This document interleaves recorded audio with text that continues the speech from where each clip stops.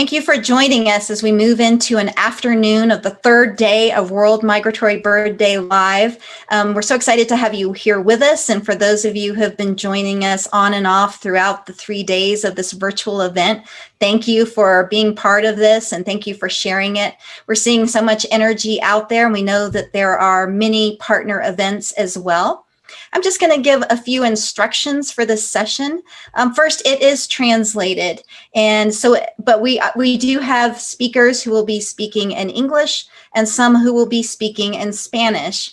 Our translator will be providing the alternative, and what you'll need to do is there are 2 videos up on our Facebook page. So if you're listening from YouTube and you need a translation, or if you're listening to from one of our partner pages, such as the Partners in Flight Facebook page or the Programa de Aves Urbanas page, and you need a translation to Spanish, for example, you need to come to the Environment for the Americas Facebook page.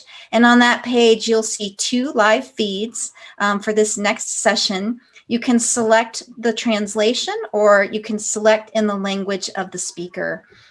So please let us know if you have any challenges with that. We are checking those Facebook pages and we'll be sure to try to answer you as soon as we can. Shelda, I'm going to let you give that quick instruction in Spanish. Sí, buenas tardes a todos los que nos han estado viendo estos pasados 3 días. Estamos muy agradecidos que estén con nosotros todavía. Nosotros tenemos esta transmisión, estamos retransmitiendo desde YouTube y otras páginas de los socios de Facebook. Están en programas de aves urbanas y estamos con compañeros de vuelo. Así que si usted necesita ir a la página de Facebook de traducción, por favor venga a la de nosotros de Environment for the Americas y ahí tendremos 2 videos retransmitiendo, cada uno en el idioma respectivo que usted necesita. Tenemos en español y tenemos en inglés. Thank you, Shelda. So today we have this pretty amazing suite of speakers who'll be talking to us from across the Western Hemisphere. And as you know, our theme for World Migratory Bird Day 2020 is Birds Connect Our World. And one of the ways we wanted to look at that was from the science perspective. We wanted to look at how researchers are using tracking technologies to learn more about birds and their migrations and to use that information to inform conservation. So this has been a wonderful aspect of this conservation theme this year. It has led us to learn so much about the research projects that are going on, and it's helped us to connect people even more through the migrations of birds. And so again, we're working with participants and presenters from across the Western Hemisphere today who are going to explore their different technologies for tracking migratory birds. Our first speaker for today comes to us from NASA's Jet Propulsion Lab in Los Angeles, California. This is Dr. David Schimmel, and he'll be doing the first presentation. So I'm going to turn it over to you. And I will turn off my video while you are speaking. Okay. When I try and share, it says it has failed to start. Oh dear. Well, maybe try again. Screen sharing has failed to start. Please try again later. Well, on my end, it says that you should have the ability to share your screen. Multiple participants. There you go. All right. All right. So thanks Are we set? We are set. Your screen is up. Great. Thanks, everybody. I'm Dave Schimmel from NASA's Jet Propulsion Lab, which is managed by the California Institute of Technology. We're in Los Angeles, in Pasadena, California. And you might wonder why a NASA lab is involved in animal tracking. In fact, NASA has been involved in tracking wildlife from space for decades and developed some of the very first technology, which was later deployed and is still used today. And we're currently partnering on the development of very advanced animal tracking technology with partners from Germany. But we do more than just track animals from space. We also are increasing our ability to observe habitat so that we can tie animal movement to the habitats that birds use for wintering, for stopover, for breeding over their entire life cycle. And I'm going to be talking about a series of activities that revolve around a partnership between JPL and the Max Planck Institute for Animal Behavior in southern Germany. There's a picture of the two contrasting landscapes. One as green as can be, and the other as arid and fire prone as one could ever imagine. And we also work with a number of other organizations, including Environment for the Americas, the U.S. Forest Service, and many of the wildlife management agencies in the United States. So tracking from space, why would we want to track animals from space rather than using simpler or less expensive technologies involving measurements on the ground, for example, using, as you'll hear later in this session, probably cellular systems or other tracking technologies? One reason is that a space-based observing system allows us, with a single system, to observe migration across a species' entire range, so that we can, with a single sensor system, see them on their wintering grounds, as they travel to their breeding grounds, and assess what types of habitats they use through their entire seasonal life cycle. In addition, it allows for tracking in very remote areas, tracking where people aren't, where research sites don't exist, where cellular infrastructure doesn't exist. For example, the high Arctic or the interior of the Amazon basin, where there just really isn't very much infrastructure. And finally, as I'll show you in the next couple slides, from space, we can coordinate movement with habitat using the many new dimensions of habitat that we can observe from space.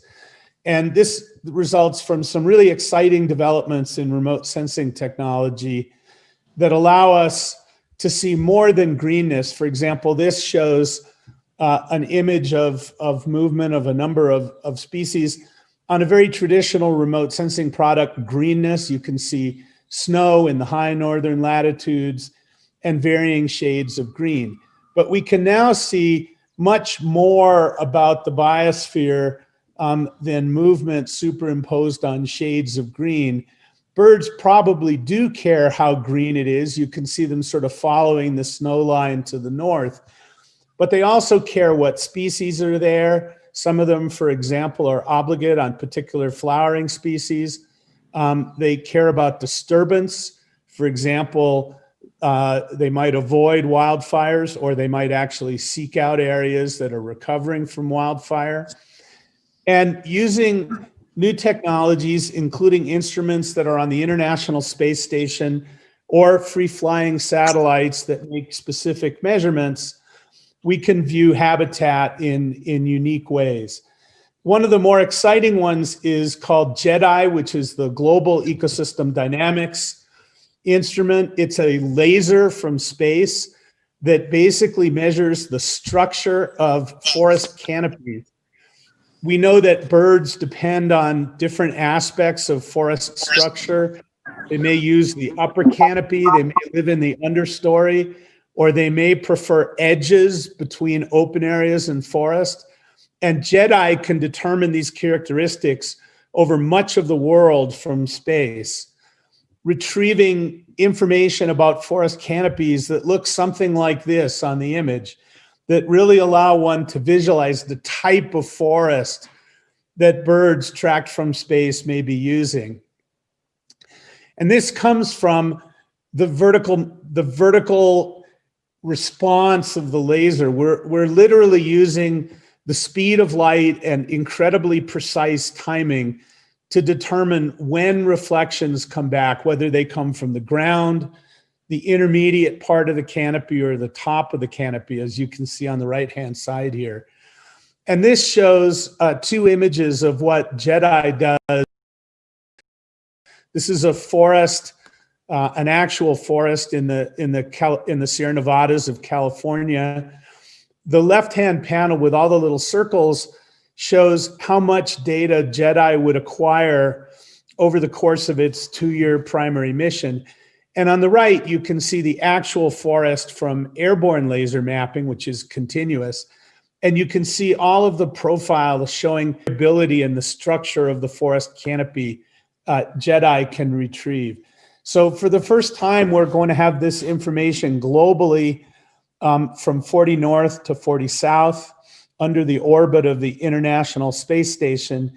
And this is really incredible for thinking about where birds are, why they use particular places, and how disturbances, for example, this year's massive wildfires might affect that. Now, we can see more than just structure. With instruments that are called imaging spectrometers, we can actually retrieve, in many ecosystems, plant community composition, and we might, in many cases, even be able to map the distribution of key flowering resources, not because we can see the flowers, but because the chemical composition of any given plant species leaves is often very, very distinctive, reflecting its taxonomic identity. And we can use that to map out areas of critical habitat. We've been particularly interested in how fire both destroys and creates habitat for birds across the landscape. Fire frequency is increasing. It's always been a major factor in many landscapes, especially, but not exclusively in the drier parts of the world or the drier seasons in wetter parts of the world, for example, the boreal forest. Now, this shows a burn in California a number of years after a fire. And on the left, with the tan color, you can see what our older sensors could see. They could basically tell that this entire area was covered by grasses and shrubs. With imaging spectrometers, we can actually map out the dominant plant species. We can see the riparian habitats, which are key for some species, and we can see plant communities that may contain key flowering resources. And we have this wonderful time series starting in 2008, right before a major fire, leading to widespread invasion of this area by invasive and unpalatable grasses, followed by a gradual return of the natural plant communities. And one of the most exciting things that this study showed, this was a joint NASA Environment for the Americas project, is that we could actually map the species that are key resources for nectar feeding species such as hummingbirds. And on the final panel in 2018, if you look at the gray, that's area dominated by species that are valuable as resources for the hummingbirds that migrate through this landscape. Very exciting development then was the installation on the International Space Station of an instrument called Icarus, built by the Max Planck Institute for then Ornithology, now Animal Behavior, and the German space agency DLR, and installed on the Russian module of the International Space Station. The blue arrow is pointing to the Icarus antenna. It's a very big antenna, and it can communicate directly with tags that are placed on animals, even from 400 kilometers up in space. And during the time that the ISS passes over one of these tags, it can retrieve basically a tweet's worth of information containing the locations of where that bird or other type of animal has been with great precision during the past 3 to 4 weeks, because these tags have GPS receivers. And so the GPS locations are stored, and as the ISS passes over, they're transmitted back to the International Space Station. And this is kind of a cartoon of how the system works. tags on birds or marine mammals or large terrestrial mammals, communicate with the GPSS network, the global network of satellites deployed by the United States, by Russia, by Europe, and by other nations that provide GPS timing signals. That means that each of these tags on the animals knows where the animal is together with when that GPS measurement is made.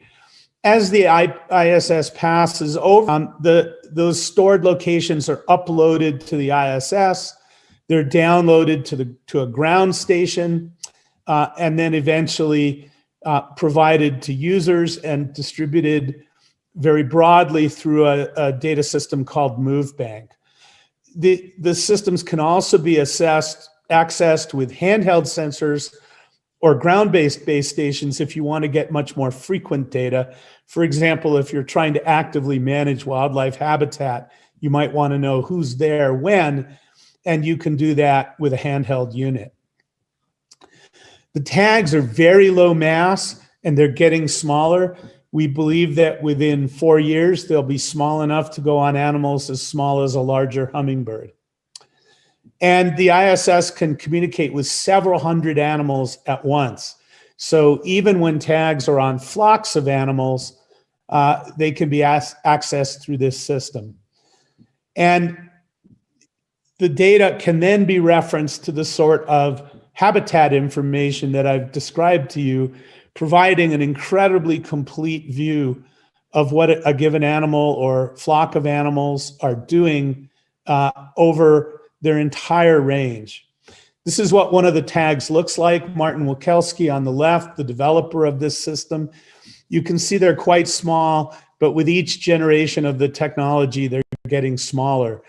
And the amount of information that can be read through one of these tags, particularly to a ground or handheld station, you can see a handheld receiver in the foreground of this image, is really fantastic. Here's a visualization of what the data looks like as the ISS passes over hundreds and hundreds of tagged organisms. It's activating the transmitter on the animal and then sending the signal up to space.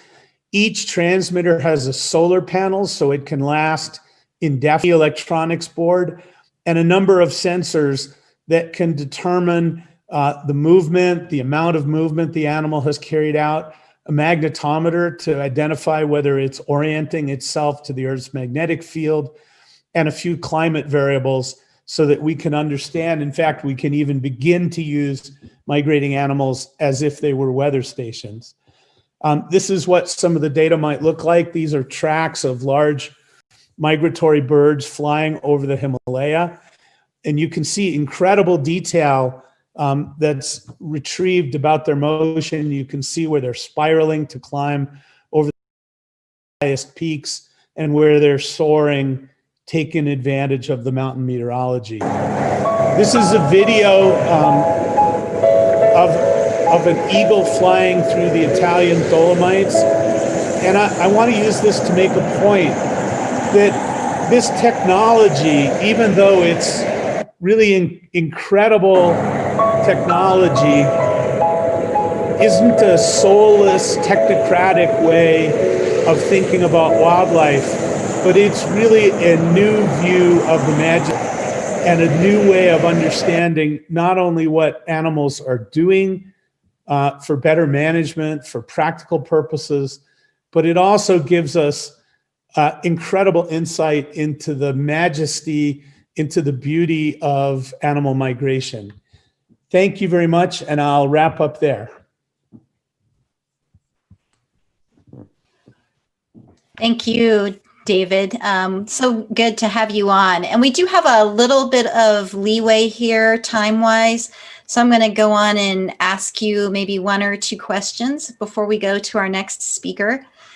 So one of the questions is, with all of this technology and the ability to examine habitats from space, how does that get into the hands of land managers? How can they use this information, or how can they get this information to use it where they are?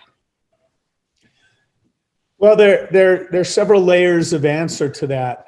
First of all of the data collected under NASA auspices is freely and openly available for scientific and educational use. And so all of the data are available through a variety of web outlets, including the data from the International Space Station, which is typically distributed through a program called MoveBank. I will say that in some cases, the movement and location of endangered or threatened species is shielded and can't be revealed directly. In addition, there are a number of organizations, both nonprofit and for-profit, that take the NASA data and make it more easily accessible to land managers. For example, many of our data sets flow directly to all licensed users of ArcGIS. Much of the NASA data winds up in Google Earth Engine, more and more of it. And there are a number of special products that are produced specifically for land managers that are called ARD, or everything has an acronym in NASA. In fact, some people say that NASA stands for the National Acronym Synthesis Agency. ARD is application ready data that we produce specifically in forms that are targeted to the users. Thank you. And I know from the bird world, there would be great excitement about the technology and its ability to get smaller, and also, you know, the opportunity to put it on some of our smallest species, such as hummingbirds. Can you give us any forecast as to how long that might take and what's involved in getting it smaller and lighter?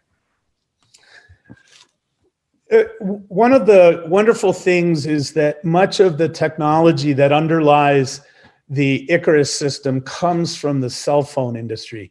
So partly we're able to essentially ride on top of the wave of the miniaturization and the reductions in cost associated with technologies that are being built for commercial purposes. In addition to that, we're also taking advantage of very high tech developed in the aerospace and space science areas. And soon we'll be able to do what's called reverse GPS. That is, instead of needing each individual bird to have its own GPS receiver, the space-based technology will actually be able to find the Icarus tag and know where it is by triangulation. And at that point, the size of the tag can be made extremely, extremely small. All it has to do is be a very tiny radio transmitter, and the space-based hardware will be able to locate it.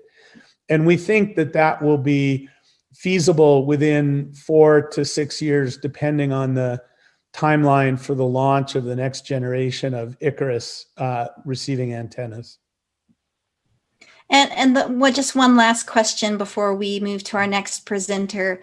And that question is does NASA, you know, birds are messengers of the environmental health of our planet. Does NASA have interest in the data that will be gathered by the birds that are carrying this Icarus tag, these Icarus tags, or are you leaving that to other scientists in the field? Well, that's an interesting question, and the answer to it is yes and yes. Obviously, we support the technology and we enable the very broad science and applications community to make use of that technology.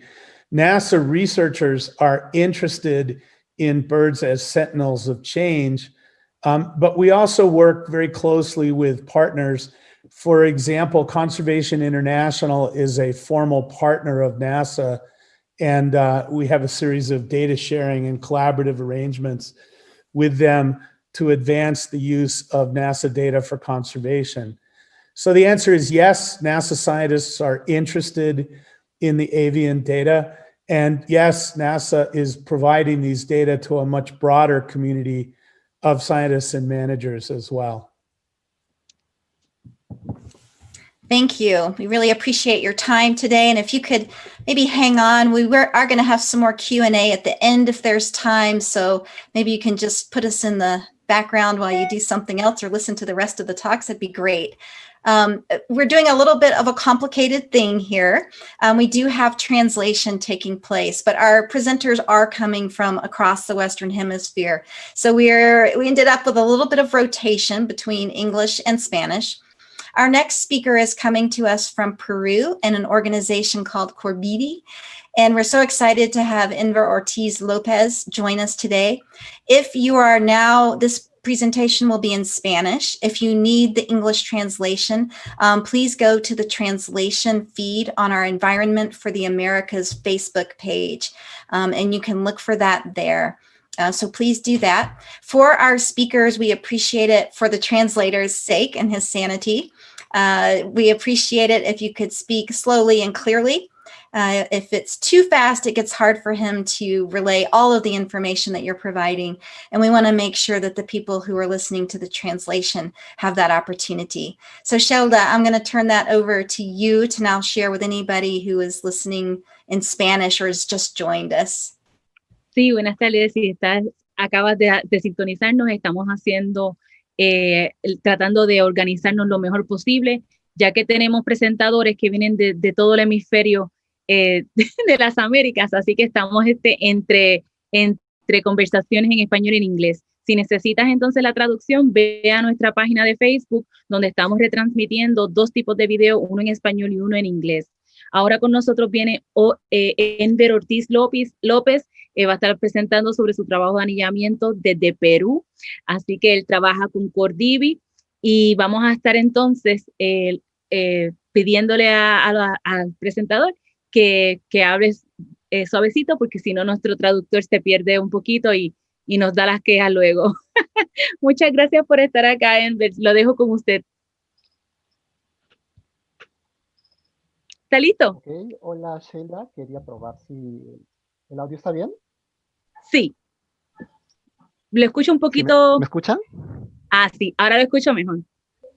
Ok, entonces estoy teniendo un poco de problemas con la conectividad aquí en Perú, entonces voy a quitar la cámara y voy a tener solamente el audio. Eso está muy bien, claro que sí. Ok, entonces ya voy a hacer la presentación.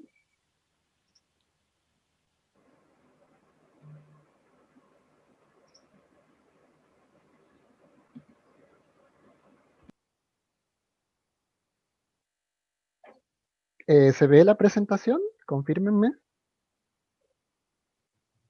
Sí, se ve muy bien, Enver, gracias. Ok, listo. Entonces voy a empezar esta presentación. Quiero presentarme, soy Enver Ortiz. Trabajo para el grupo de playeras de Perú y para el proyecto que en esta oportunidad estamos presentando, que es el Paracas Shorebird Project.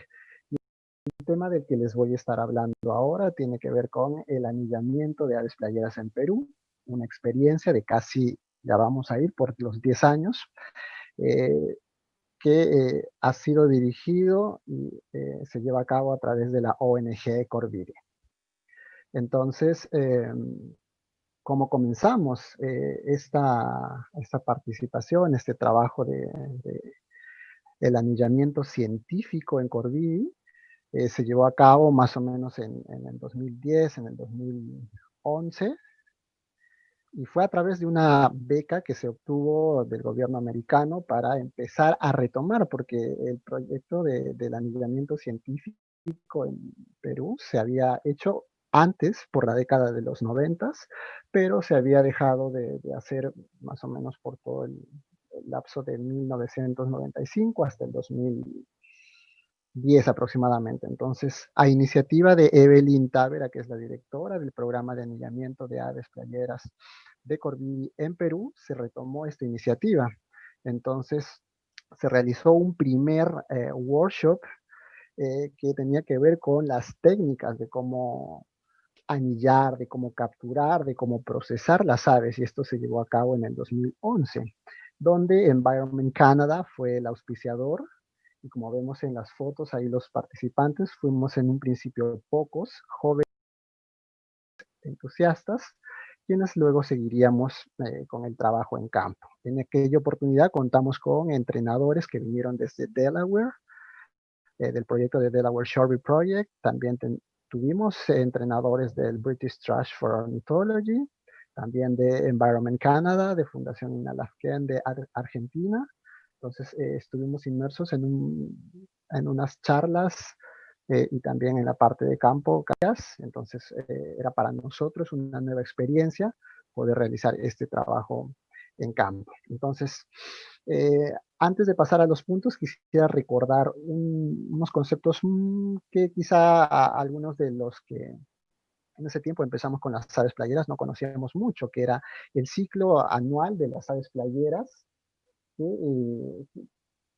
nosotros no teníamos mucha idea, ¿no? Entonces no sabíamos cómo íbamos a trabajar, con qué aves íbamos a trabajar, entonces era bueno saber que las aves con las que íbamos a trabajar no siempre estaban todo el tiempo o en las cantidades que se requerían para capturarlas. Entonces, en algún momento las aves empezaban a aparecer y en otras empezaban a desaparecer. Entonces, con el transcurso del tiempo empezamos a saber que las aves se reproducían en Norteamérica, en todo lo que es Canadá, Alaska, y empezaban a llegar más o menos entre agosto y septiembre, y nosotros empezábamos el proyecto, las capturas y todo, a partir de diciembre hasta marzo, que era donde las teníamos en mayor cantidad. Pero también era para nosotros importante saber qué aspectos habían detrás de la migración de las aves, ¿no? Entonces,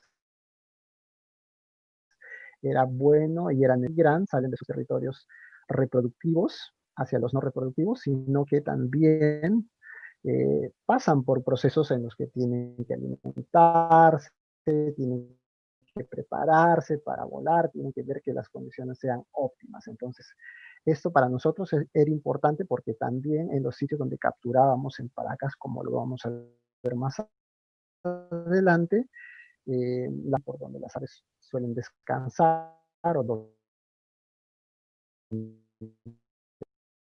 suelen pasar la temporada no reproductiva. Para eso los sitios de las aves playeras son importantes y donde pues tienen que cumplir varias condiciones, y estas son, por ejemplo, las que tienen que ofrecer seguridad, sitios abiertos, bahías donde la predación sea mínima, donde la productividad, donde los alimentos que ellas vayan a consumir sean altos, sean accesibles y sean de calidad, y obviamente donde la presencia del hombre sea de cierta forma restringida, donde Y Enver, no pueda verse disculpe. afectado. Uno de Enver, estos sitios, trabajando. Enver, ¿me escuchas? Sí, disculpe, lo siento, ¿Sí? pero el traductor, él gusta que si tú puedes hablar en un voz más alto, por favor. O acercarse el micrófono un poquito, porque eso Ok, funcionó sí, cuando está comenzó. bien. Gracias. Mucho mejor. Sí. Ok. Entonces, para retomar rápidamente, los sitios importantes para las aves playeras son aquellos donde pueda encontrarse mayor cantidad de alimento, donde puedan ser seguros para las y donde la desaparición o la alteración sea mínimo. Y estos sitios importantes en Perú, uno de ellos es Paracas, donde trabajamos. Es un área natural protegida por el Estado y donde el impacto de las actividades del hombre es muy es controlado o es menos a comparación de otros sitios. Los objetivos generales que se plantearon cuando se empezó a trabajar con este proyecto tenía que ver principalmente con identificar las rutas migratorias a través del anillamiento de las aves que se iban a marcar en Paracas.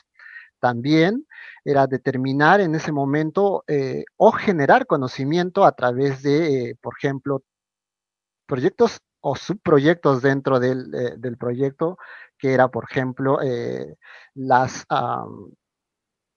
estrategias migratorias por las que pasaban los individuos adultos y los juveniles, como por ejemplo los patrones de muda, el sobreveraneo, porque no todas las aves migraban de vuelta a sus sitios reproductivos todos los años.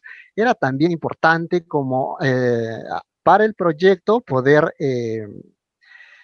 hacer participar a muchos jóvenes que desconocían del tema de las aves migratorias en Perú, de las aves playeras, y obviamente promover la investigación de las aves playeras en el Perú, como les decía, que se había dejado de retomar muchos años atrás y que la idea era volver a retomarlos e incluir a mucha más gente.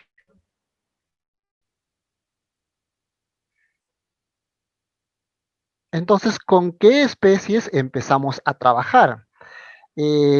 Salidas previas, eso más o menos por el 2011, 2010, a fines de 2010, a principios de 2011, empezamos a hacer, se empezó a hacer recorridos para ver cuál era la abundancia y cuál era la posibilidad de capturar y qué especies.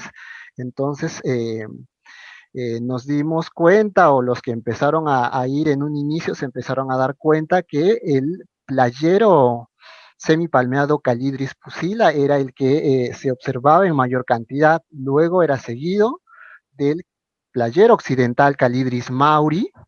También se empezaron a ver al playero arenero Calidris alba y al chorlo semipalmado Calidris, Caradrius semipalmatus. Entonces, estas son las especies con las que se decidió trabajar porque eran las que se encontraban en mayor abundancia en la bahía de Paracas. Nuestro sitio de trabajo donde se encuentra, todos los que tienen idea de dónde queda la Reserva Nacional de Paracas, es el sitio más importante, por decirlo así, en la costa peruana. Está al sur de Lima, a unas 3 horas. Y este sitio es muy importante porque, como les decía, la congregación es en el orden de miles de aves playeras y el tiempo en el que hemos trabajado ha sido a partir de octubre del 2010 hasta marzo, bueno, hasta febrero de este año. En marzo ya no pudimos ir porque, bueno, como todos saben, por la pandemia por la que estamos pasando, no se pudo volver a campo.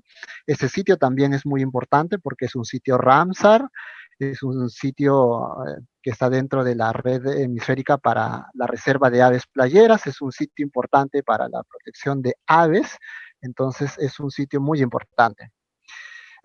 Pasando rápidamente a los resultados del anillamiento a lo largo de estos casi 10 años, se han marcado más o menos, aún no tenemos cifras exactas, pero se han marcado más o menos 5.500 aves playeras. Esta torta nos permite saber más o menos cuáles son las aves, las especies de aves que hemos estado marcando. Como podemos ver, casi más del 50% son playeros semipalmeados. Hay otra pequeña porción, un cuarto, que son los playeros occidentales. En mucha menor proporción está el playero arenero y también el chorlo semipalmeado. También es importante recalcar que hemos estado también capturando no solamente estas 4 especies, sino hemos capturado muchas otras, como por ejemplo algunas residentes, como el chorlo nevado, también otras migratorias como el playero menudo, Calidris minutila, también al vuelve piedras, arenaria interpres, hay también, hemos capturado ostreros americanos, hemos capturado zarapitos, hemos capturado falaropos, también nos han caído en las redes golondrinas de la tempestad. Quizá se encuentra uno de los principales puertos marítimos del Perú y este trabaja a las 24 horas al día y tiene muchas luces. Probablemente esto sea un distractor y haga que las golondrinas que merodean por las inmediaciones de la reserva terminen por estos sitios desorientadas y algunas de ellas las hayamos capturado. Entonces, en resumen general, más o menos, más de 1.500 aves playeras han sido capturadas y marcadas desde el 2010-11 hasta febrero del 2020. cosas se han estado haciendo con los datos que hemos ido tomando en campo. Entonces, hemos estado presentando pósters, hemos estado presentando ponencias orales en diversos congresos nacionales e internacionales, aproximadamente más de 20, en reuniones, por ejemplo, del Western Hemisphere Shorebird Group Meeting, en el Weather Study Group Meeting, en congresos peruanos de ornitología, en el International Ornithological Conference, en Vancouver, en Alaska también, en NAOC, también con los datos que se han tomado en campo, se han realizado tesis de pregrado o licenciatura, como las llamamos aquí en Perú. 5, también se han realizado publicaciones en journals, y ahí vemos las imágenes de los eventos en los que hemos participado. Y estos son, por ejemplo, los resultados de los primeros datos que estábamos obteniendo para 2017, más o menos, sobre la conectividad migratoria de las aves playeras. Este es se podría decir que es el resumen de uno de los objetivos, ¿no? Que era a través del reavistamiento de las aves que habían sido marcadas en Perú, por dónde se estaban desplazando, y como vemos ahí, en los colores nos indican las rutas migratorias del playero occidental, del playero semipalmeado, del playero arenero, del chorlo semipalmeado, y estos nos ayudan no solamente a conocer, sino a verificar, porque se conocía, se tenían datos de por dónde se desplazaban estas especies, pero estos resultados nos daban la certeza de que sí, efectivamente, las aves playeras se estaban desplazando por estas rutas migratorias. También se desarrollaron otros proyectos mucho más específicos que tenían, como por ejemplo con el comportamiento alimenticio y cómo estas variaban de acuerdo a las especies y de acuerdo a la posición con respecto de las mareas, cuando estaban muy bajas, cuando estaban muy altas, cuando estaban intermedias. Entonces, estos son ya trabajos de ecología trófica, de subproyectos más específicos dentro del proyecto de anillamiento de aves playeras. También otros proyectos con ecología que tienen que ver con la utilización de las medidas morfométricas para determinar o para revisar sobre todo el sexado del playero occidental que estábamos teniendo en Perú, corroborar las poblaciones de Calidris pusila del playero semipalmeado que nos estaban visitando en Perú, cuáles eran las poblaciones, porque se saben que existen de 2 a 3 poblaciones que se reproducen en Norteamérica, y cuáles de ellas o en qué proporción llegan a Paracas. También revisábamos sobre aspectos sobre la ecología de la migración diferencial del playero occidental, cuántas hembras sobre machos llegaban a Perú, cuántos adultos sobre juveniles, así revisábamos y utilizábamos los datos. También los proyectos, como les decía, nuestra directora Evelyn Távera realizó su tesis de pregrado acerca de lo que ya les comentaba, la confluencia de 2 poblaciones reproductivas de playeros semipalmeado y las diferentes historias de vida que estas pasaban en Paracas, ¿no?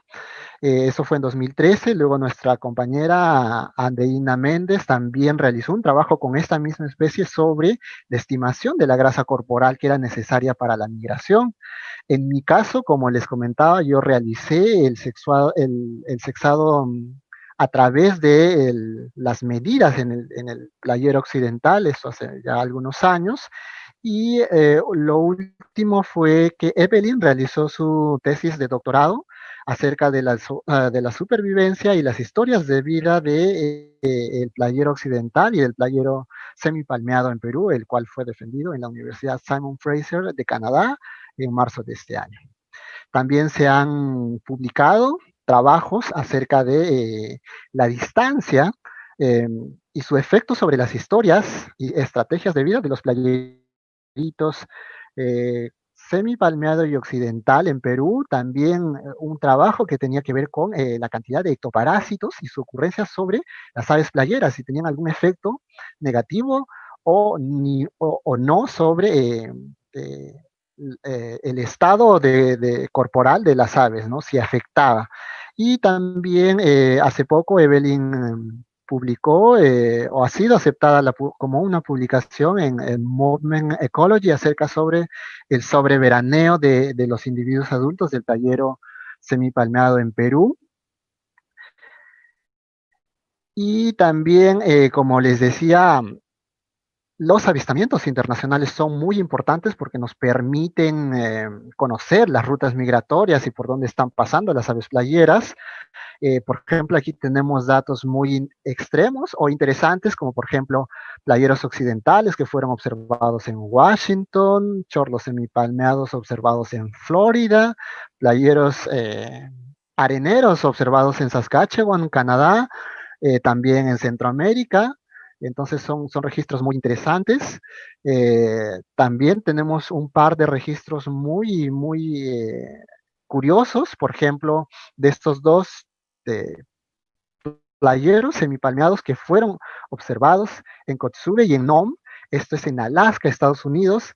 Estos son miles de kilómetros desde Perú hasta Alaska cuando van a reproducirse. Entonces, para esto es la idea del anillamiento, para conocer la supervivencia, la distancia, si están logrando sobrevivir, a dónde están llegando. Entonces, esto es muy importante para el proyecto de anillamiento de aves playeras de Paracas. Como les decía, fue un primer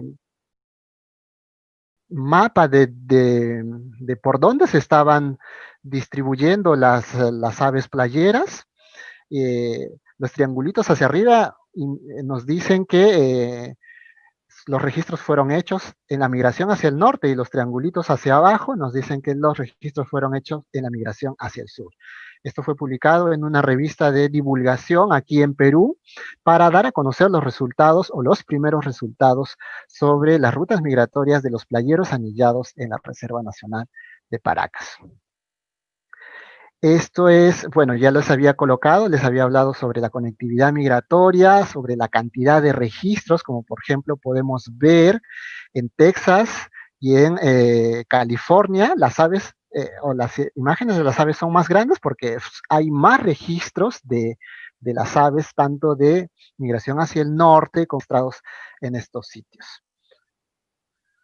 Y finalmente, para terminar, todo este trabajo no hubiese sido posible sin la ayuda de los colaboradores que hasta ahora nos acompañan, como Renato Guayanca, como María Antesana, Tania Poma, Cristina Siguas, en su momento Jacqueline Tenorio, a muchísimos voluntarios que nos acompañaron en nuestras primeras salidas de anillamiento en Paracas, semanas grandiosas de trabajo, complicado pero satisfactorio, y también a todas las instituciones que nos han estado apoyando desde CORBIDI, como por ejemplo que es la institución que nos alberga a los grants, a las becas que hemos estado recibiendo del USA Fish and Wildlife Service de Estados Unidos, al Weather Quest, a Fauna Forever, a BTO, a Optics for the Tropics, también a Delaware Shorebird Project, a Bird Exchange por SANA, SFU, el Central Wildlife Ecology,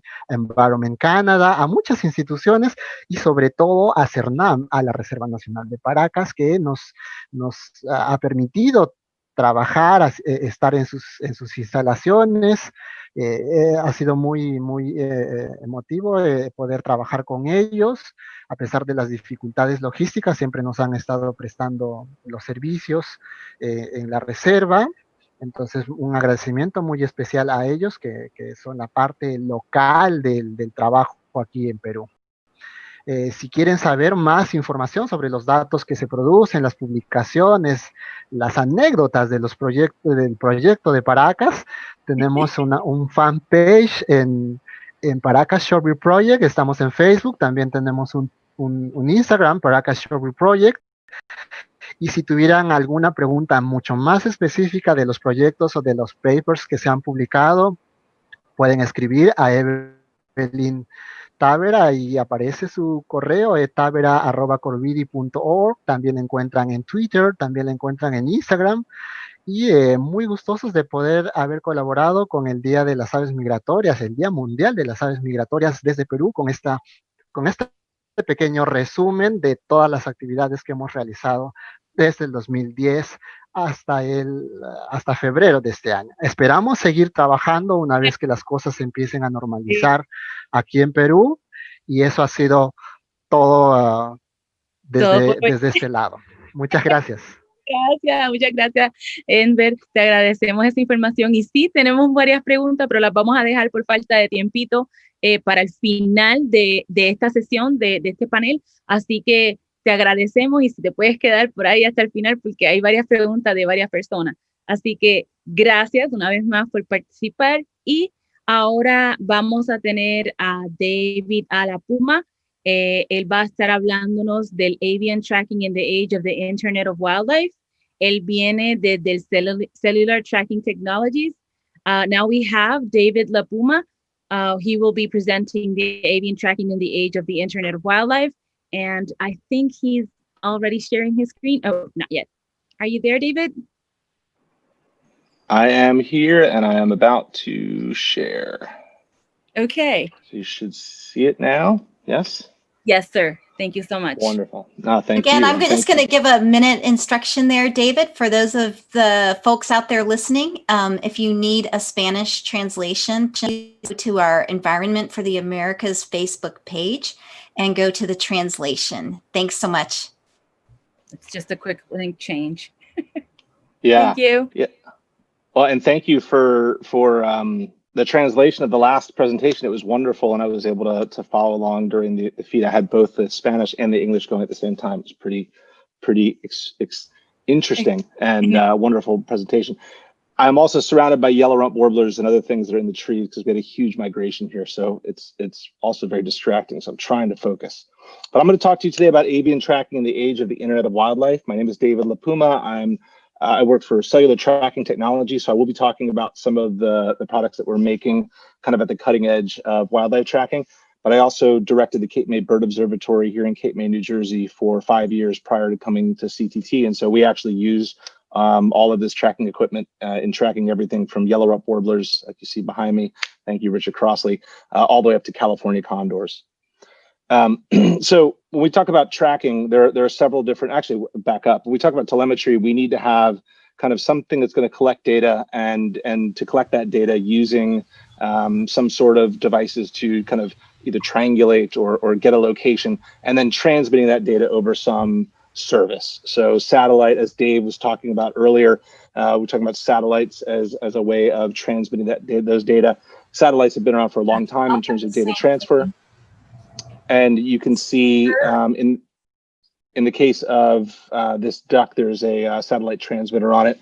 There's satellite transmitters on all these animals. They're high spatial domain, as Dave mentioned earlier in his first talk, of this session, meaning that they cover the whole world, right? So across the globe, we can get transmissions over satellite.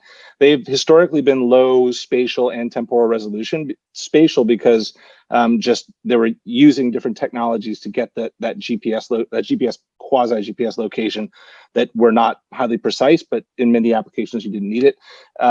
Temporally, because these are usually store on board devices. They store the data on the device and then transmit at some period.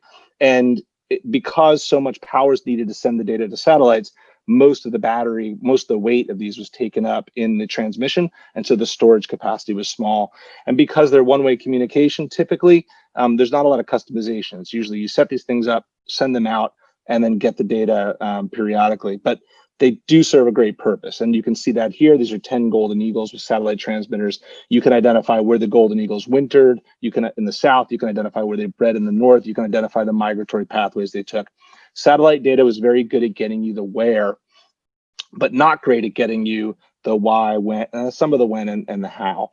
So sending data over GSM, so sending GPS data over the GSM network or the cellular network has a lot of benefits. So you get high spatial resolution. You can collect very precise GPS data, and you can collect it very frequently. So you get high temporal resolution. We can get these units down to sub 10 grams now. They have a two-way communication, so it's just like a cell phone.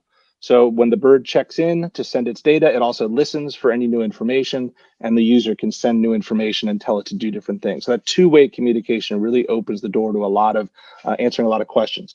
Also, we can add many sensors to these units. So accelerometer being one of them, other sensors, temperature, pressure. They have a magnetometer in them. Like there are plenty of other sensors that can be used to kind of put together the picture of what's going on between those GPS fixes and actually infer behavior. I'm going to skip. Oh. Yes.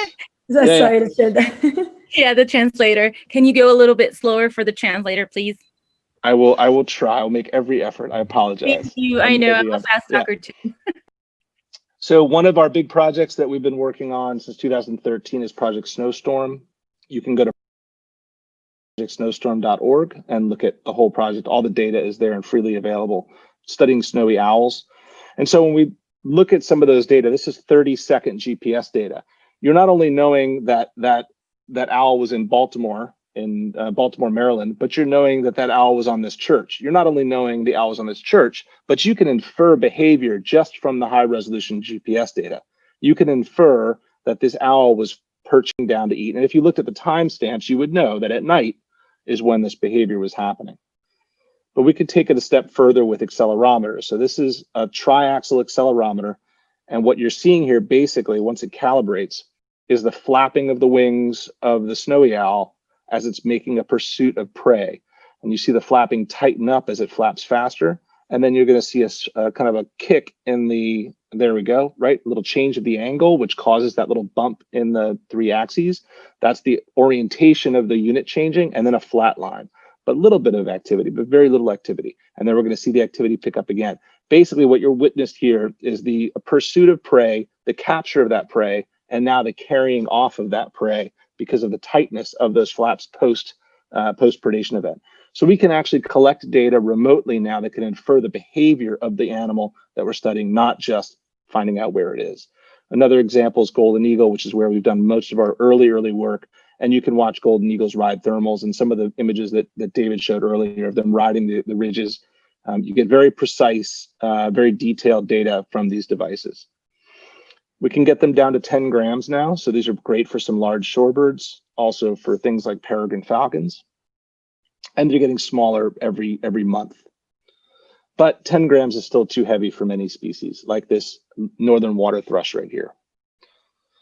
And we know from the recent report, 2.9 billion birds gone since 1970, that most of those losses are taking place in the small bird sphere. So we need a different mechanism for getting that data. We need ways to transmit that data that don't fit into the normal paradigm of either satellite or cellular. So the MODIS network is a network that has been developed, started by Birds Canada and really taking off around the world, still managed by Birds Canada. This is the current MODIS map as of today, as of this morning. If you looked at this a year ago, you would see a lot less points in the Western US. So the MODIS network is expanding greatly. And I can tell you from our experience that we're seeing more global adoption. Well, the MODIS network is a radio, it's old technology. I mean, it's a radio listening network, an autonomous radio listening network. Prior to 2018, the frequency that the tags made by low-tech traditionally, these tags were on the VHF spectrum, so 166 megahertz in the US, and other frequencies in Europe and Australia because of frequency rules. In 2017, we started looking at how we could help the MODIS network grow, and we realized that some of the biggest limitations were the difficulty in monitoring these remote stations remotely. And then because the tags are battery operated, the short lifespan of the tags. So since 2018, we've added a new frequency. It's in the UHF spectrum, 434 megahertz. It's available globally. And so now MODIS stations are multimodal. And so we talk about dual mode, 166 and 434, but really we should be thinking of multimode because these aren't the limitations of the frequencies. There are many other frequencies we can start using. We make 434 megahertz transmitters. They're ultra light and ultra long lasting. We make a series of receivers and infrastructure. The MODIS station we make is a sensor called a sensor station. And then we have scalable CTT nodes that help us kind of add a level of infrastructure that can get you higher resolution data in the places where you would normally put a MODIS station. And then the Internet of Wildlife, which is kind of the future of how we collect data. So again, tiny transmitters, these are life tags. They have a solar panel, there's no battery. They were revised again in 2020, and I'll show you a picture of them in a second, but there's the first generation one, and a yellow-rumped warbler, like the ones that are bopping outside the window right now. There's also a power tag for those species that aren't out in the sun, because you need sun to power the life tags. They have a battery, so they have a finite lifespan, but are best for things like bats, or if you wanted to get nocturnal movement of even a normal daytime species. And then the new hybrid tags, which are coming out at the end of 2020, which will incorporate a solar panel and a battery. All of these are very small and light. All of them have unlimited digital IDs, and with an asterisk, because that frequency, 434 megahertz, allows for about 4 billion tag IDs. So think of it from a bander's perspective. If you're banding birds, you don't want to run out of band combinations after a few thousand, and that's what VHF has. With UHF, we have a much bigger set to choose from. We can get up to 4 billion. Also, the 434 megahertz frequency adds efficiency, has longer range detection, and more bandwidth. And that's important because these tags are getting to a point now where they're not just sending out their digital ID, but they can be sending out altimetry data. They can be even sending out GPS data. So these are life tags. In 2020, the one on the left with the little tab coming down with the holes is the new version. In the side by side, the new version is 2 times the solar panel, 22% smaller than the first one that's on the right there. It has a flexible PCB with holes in it, which can be used to attach a harness. And then it has a positive ID encoding. So it has a CRC value, which is a code at the end of the 8-digit identifier that basically says, hey, are those 8 digits correct? If they are, great, it's verified. If it can't verify it, it gets a 0 for not verified. You can evaluate the verification or not, but anything that is verified is 99.9% positive ID. Our power tags, and this is interesting, I know we're talking about birds, but all of these tags can be used on other species. In that last slide, there was actually a life tag on a snake. The power tags have really taken off in the small mammal world. So we're seeing you have a badger wearing a power tag collar, a prairie dog wearing one, a rabbit, a cottontail rabbit, and a diamondback terrapin turtle. So the reason why this is important for birds is because every bit of infrastructure that gets set up, even if like in these cases, all of these, well, all except one, are not participating in the MODIS network traditionally because they're not studying migratory animals. But having that infrastructure up to study these animals adds to the MODIS network's capacity. So even though they're not using it to track their animals, the MODIS network benefits from their presence and their participation. And then again, the hybrid tags are coming in late 2020, early 2021, which have a solar panel and a rechargeable battery. In the absence of sun, can transmit for 2.5 days. So it's got a lot of capacity, but realistically, it's going to be charging every day and beeping for multiple seasons or multiple years. And again, this can support additional sensors. So we're looking at light level sensors, temperature sensors, altimeter sensors. All of them can be plugged into something like this and modified for a unique tag. And these will be as light as 0.6 grams. And then we have sensor stations, which are kind of the brains of the operation. So a MODIS station needs a receiver, and that receiver has to have antennas. And this station allows you to attach 166 antennas for the old generation tags, 434 antennas for the life tags and the power tags and hybrid tags, as well as new frequencies. And we're going to be seeing 900 megahertz coming online very soon. And that'll be excellent for tags for things like insects. Everything on that board is fully open source, the hardware and the software. So there's a lot of opportunities for folks to build sensors that can plug in and enhance the data that they're collecting over time. And the nodes are I think, as someone who studies birds, I think one of the most amazing parts of the operation here. They're a little mini base station. You can put many of them out in a grid and use that to triangulate. David was talking about triangulating from space. In this way, you can do that kind of reverse GPSing from the ground as well and send those data to the sensor station back to the user. I'm going to go through this quickly so I can speak slowly. But basically, I'll show you how those nodes work. So if you have nodes set up in a grid, every one of those nodes has a detection area around it. And those detection areas, if set up correctly, will overlap. And then as birds or other animals come onto the grid, they're going to get detected at multiple nodes simultaneously. And those simultaneous detections can then be used to triangulate the location of the bird on the grid. And the bird moves across the grid, new locations can be derived. So you get presence absence, like you would traditionally with a MODIS tower. You get direction, which you may get from a MODIS tower, and then you get localization, which is kind of unique to this setup. This is an example of a yellow-rumped warbler wearing a life tag. As you can see, the scale of this is about 250 meters across, and it's 6 nodes placed on our banding poles. And this is a localization that's done over 20 minutes. So it's 1 day in the life of a yellow-rumped warbler at 20 minutes resolution. And so thinking about folks, if you're familiar with MODIS, you have a station, you hope that you're going to hear birds coming by or animals flying by, bats, insects. It's kind of a listening station that's out there and may or may not pick something up. And when it does, it's very exciting to get a hit. Well, in this way, it's kind of like that on steroids, right? So we know the animal has come into the area, and then if it's in the node grid, we can actually map how it's using habitat while it's there. So if a bird stops over for 3 days, we get 3 days of habitat usage. And if we have these node grids set up all along a flyway, you may get really good habitat usage data on an individual over the course of its migration.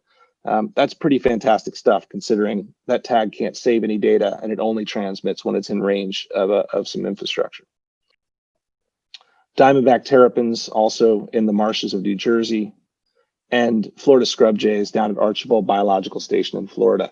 So, the balance is always trying to balance the weight of a unit that can go on an animal and the amount of data you can get.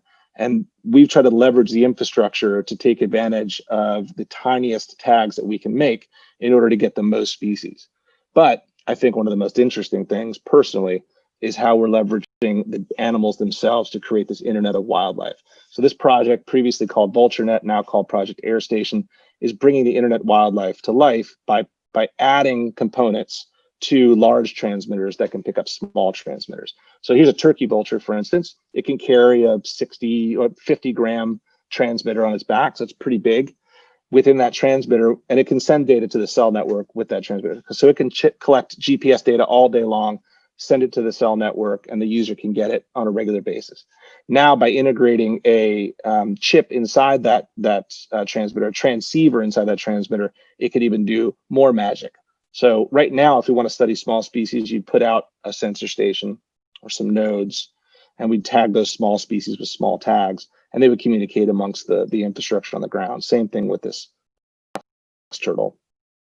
But now with the transceiver integrated into those vulture tags and other tags, those data can be picked up directly from those large species. So this is and sent over the cell network. And this is proof of that. This is actually 3 tags that were put on the ground in Cape May, New Jersey, and those are real data taken from 2 black vultures that were tagged with these units.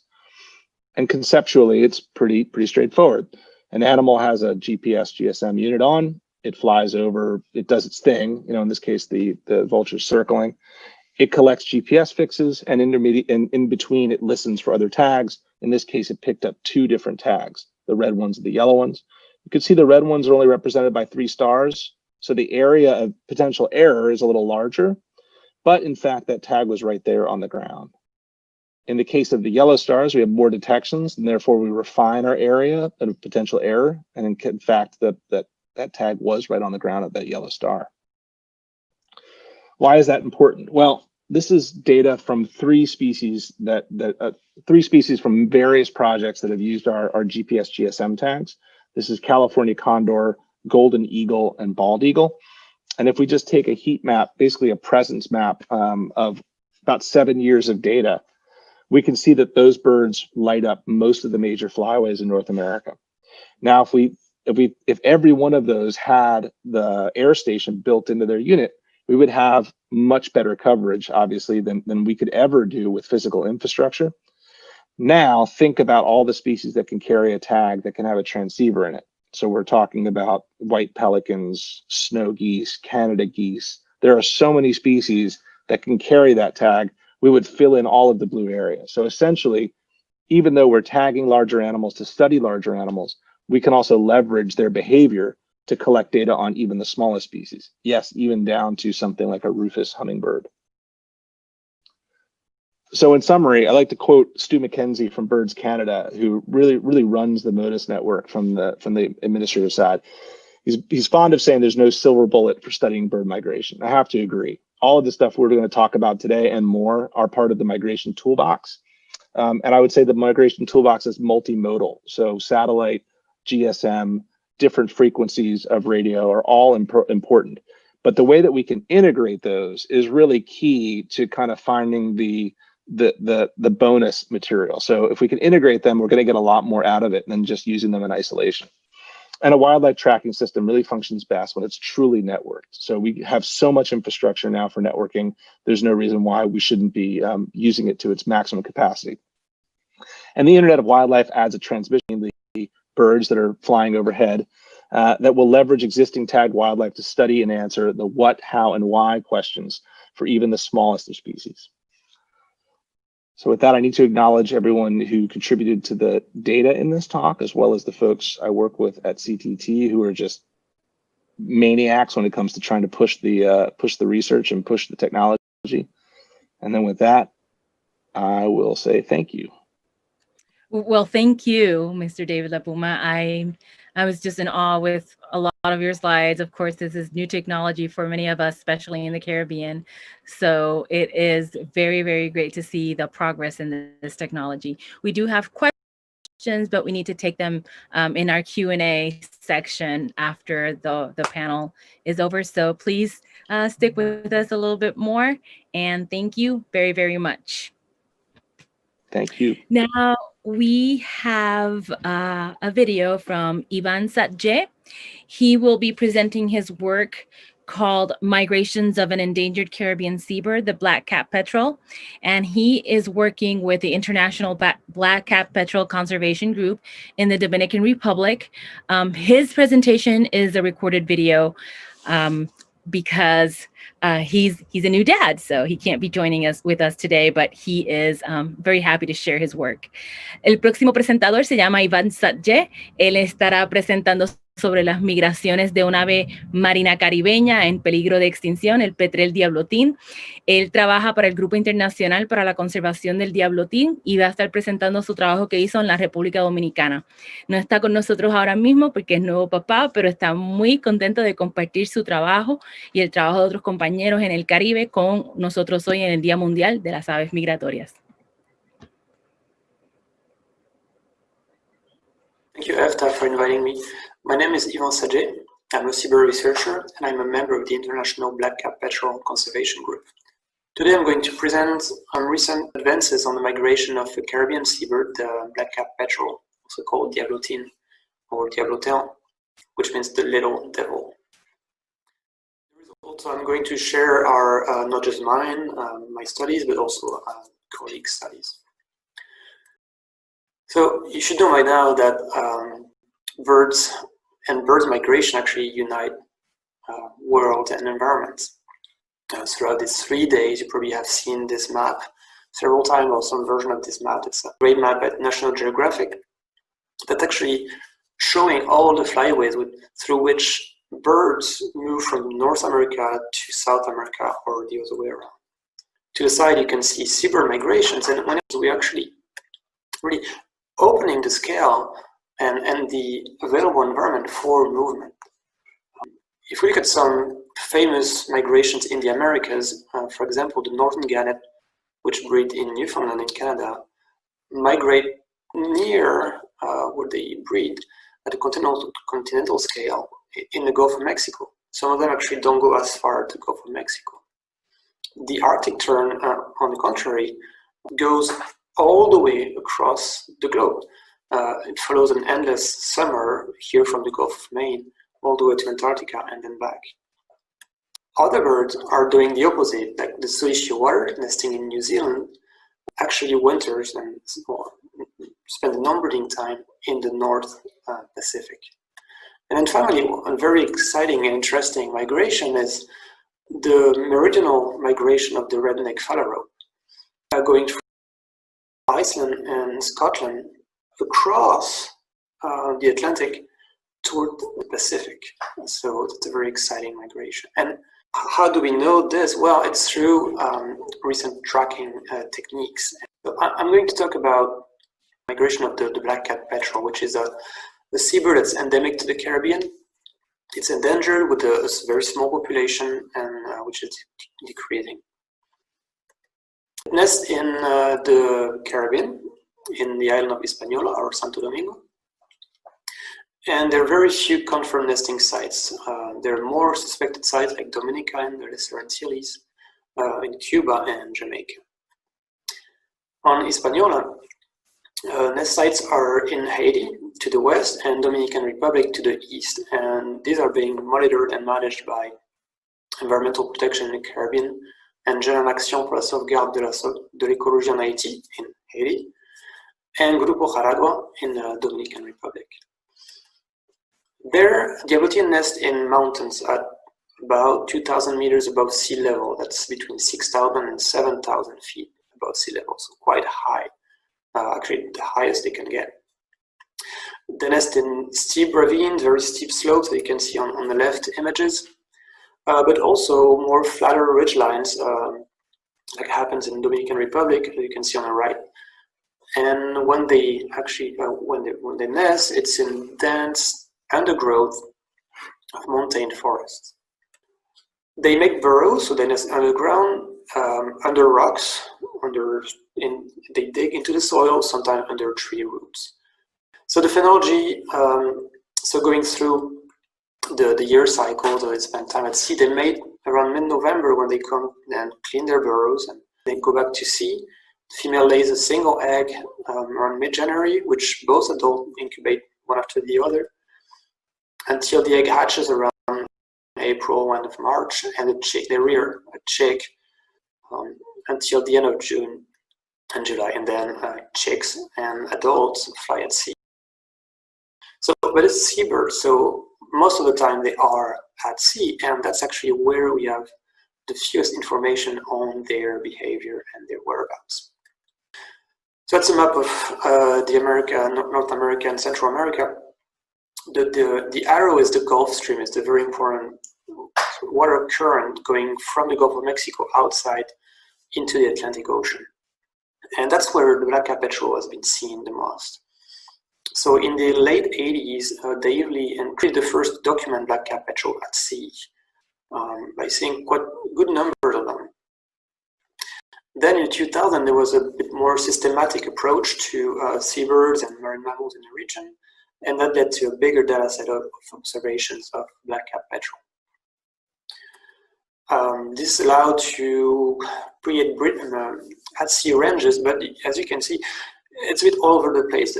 It's hard to know where the petrel is, and so we have all these different ideas of where it could be, and we're trying to refine that.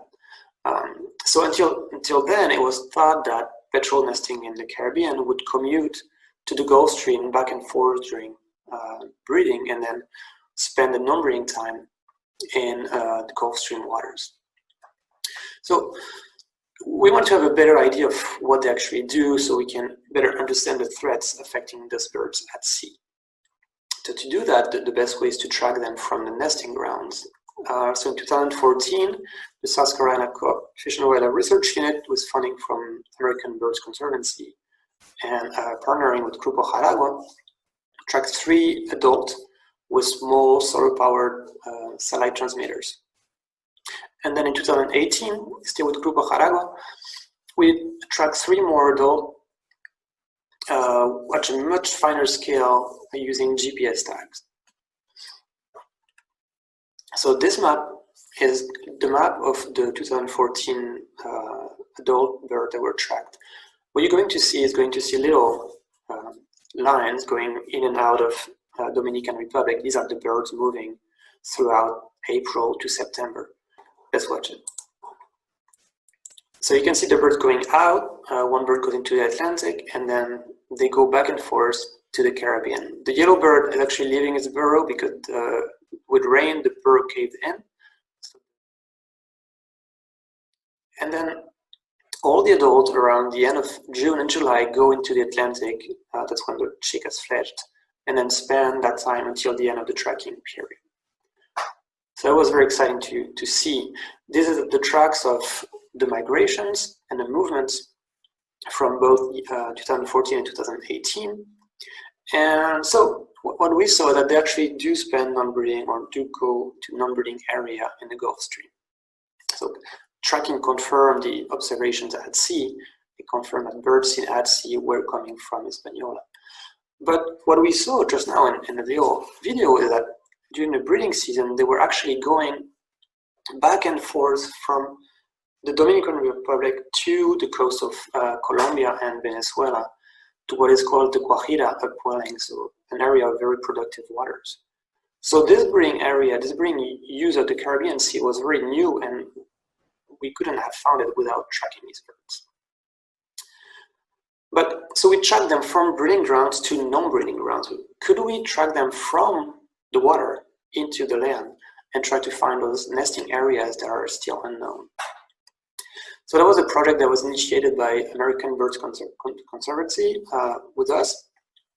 And so last year, we caught petrels on the Gulf Stream off Cape Hatteras with Brian Patterson, Cape Sutherland, and we tagged 10 of them with satellite transmitters. And what this showed us, so that's the track of all the locations that this bird would track to. They spent a lot of time in the northern areas, further north of the Gulf Stream. And 2 birds actually went back to breeding locations that we knew about. So we didn't find new location, but it really showed that connectivity between breeding areas and breeding areas. So going back to that range, what did tracking show as well? At least it improved BirdLife's view on the range of black-capped petrels. So that's a great point. They added the location of the Guajira Peninsula in Colombia. What do we know now that there is this commuting between Hispaniola and that Guajira Peninsula, and a use of the Gulf Stream that's much birds or immatures. But as you can remember, there were birds that we didn't know about, locations where they're nesting. We think they're nesting, but we haven't confirmed.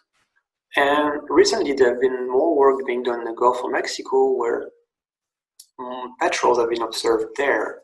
So where do these birds come from? That's the next question. And where do the birds from Dominica go? Do they winter in the Gulf Stream, or do they winter further south in also productive areas? Do they forage during the breeding season near Colombia? So they are really the next questions, and the little devil is living to its name by making it difficult to answer them, but we'll try to keep working at it and answer these questions. So I want to thank you, my colleague and Patrick Jodis, who initiated and spearheaded the tracking work, Ernst Rupp, and the people at Grupo Jaragua, and Brad Kidd for American Birds Conservancy. Thank you very much. Well, we appreciate Ivan's talk. It is very important for all the regions in the migration routes to be represented accurately. So I have a bit of bias because I'm from the Caribbean. So I am very happy to share with everyone the importance of the Caribbean region for these migration routes. Next up, we have Manuel Groselat, and he will be talking about La Migración y sus hazañas, migrations and their challenges. And he is from Mexico, Tierra de Aves. Are you there? Sorry, Sheila. We need to apologize for Manuel. A family problem, and him. Okay. So vamos con Gina. Sí. Okay. Well, now I'm happy to introduce my friend Gina Kent. She will be talking about tracking technologies for bird research, and she comes from the Avian Research and Conservation Institute based in Florida. Bueno, don Manuel Groselat no está con nosotros, pero es un gran placer presentar a mi amiga Gina Kent, que va a estar hablando de las tecnologías de rastreo para las investigaciones con aves, y ella viene directamente desde el Instituto de Conservación e Investigación Aviar, que tiene base en Florida. Gina está con nosotros ya. Sí, muchas gracias. Gina, you can take it away. Thank you. Thank you, Shelda. Can you hear me okay? Yes, ma'am. All Very right, good. I'm going to share my screen. Let's see. Share.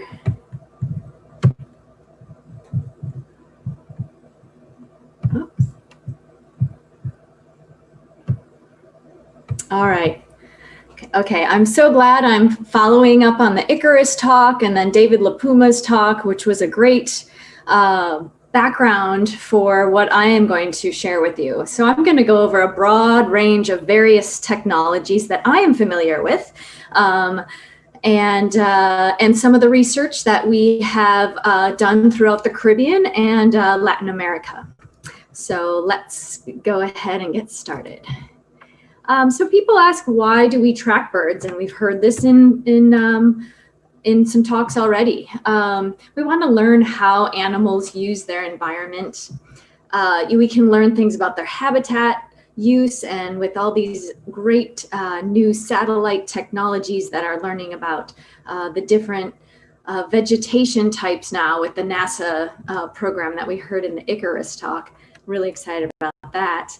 And then important areas for the birds, their nesting sites, roosting sites, foraging areas, and then all about their migration, their wintering sites. So things that are important to them throughout their annual cycle.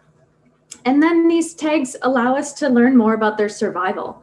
So we can hear, or we can tag a bird as a hatchier bird, and then learn, depending on how long those tags last, learn how long they survive, where points of constriction are for their, that may be limiting to them, that where birds might be dying. That's another thing you may learn by tracking birds. And then look at all these things over time and what changes during the duration of your project.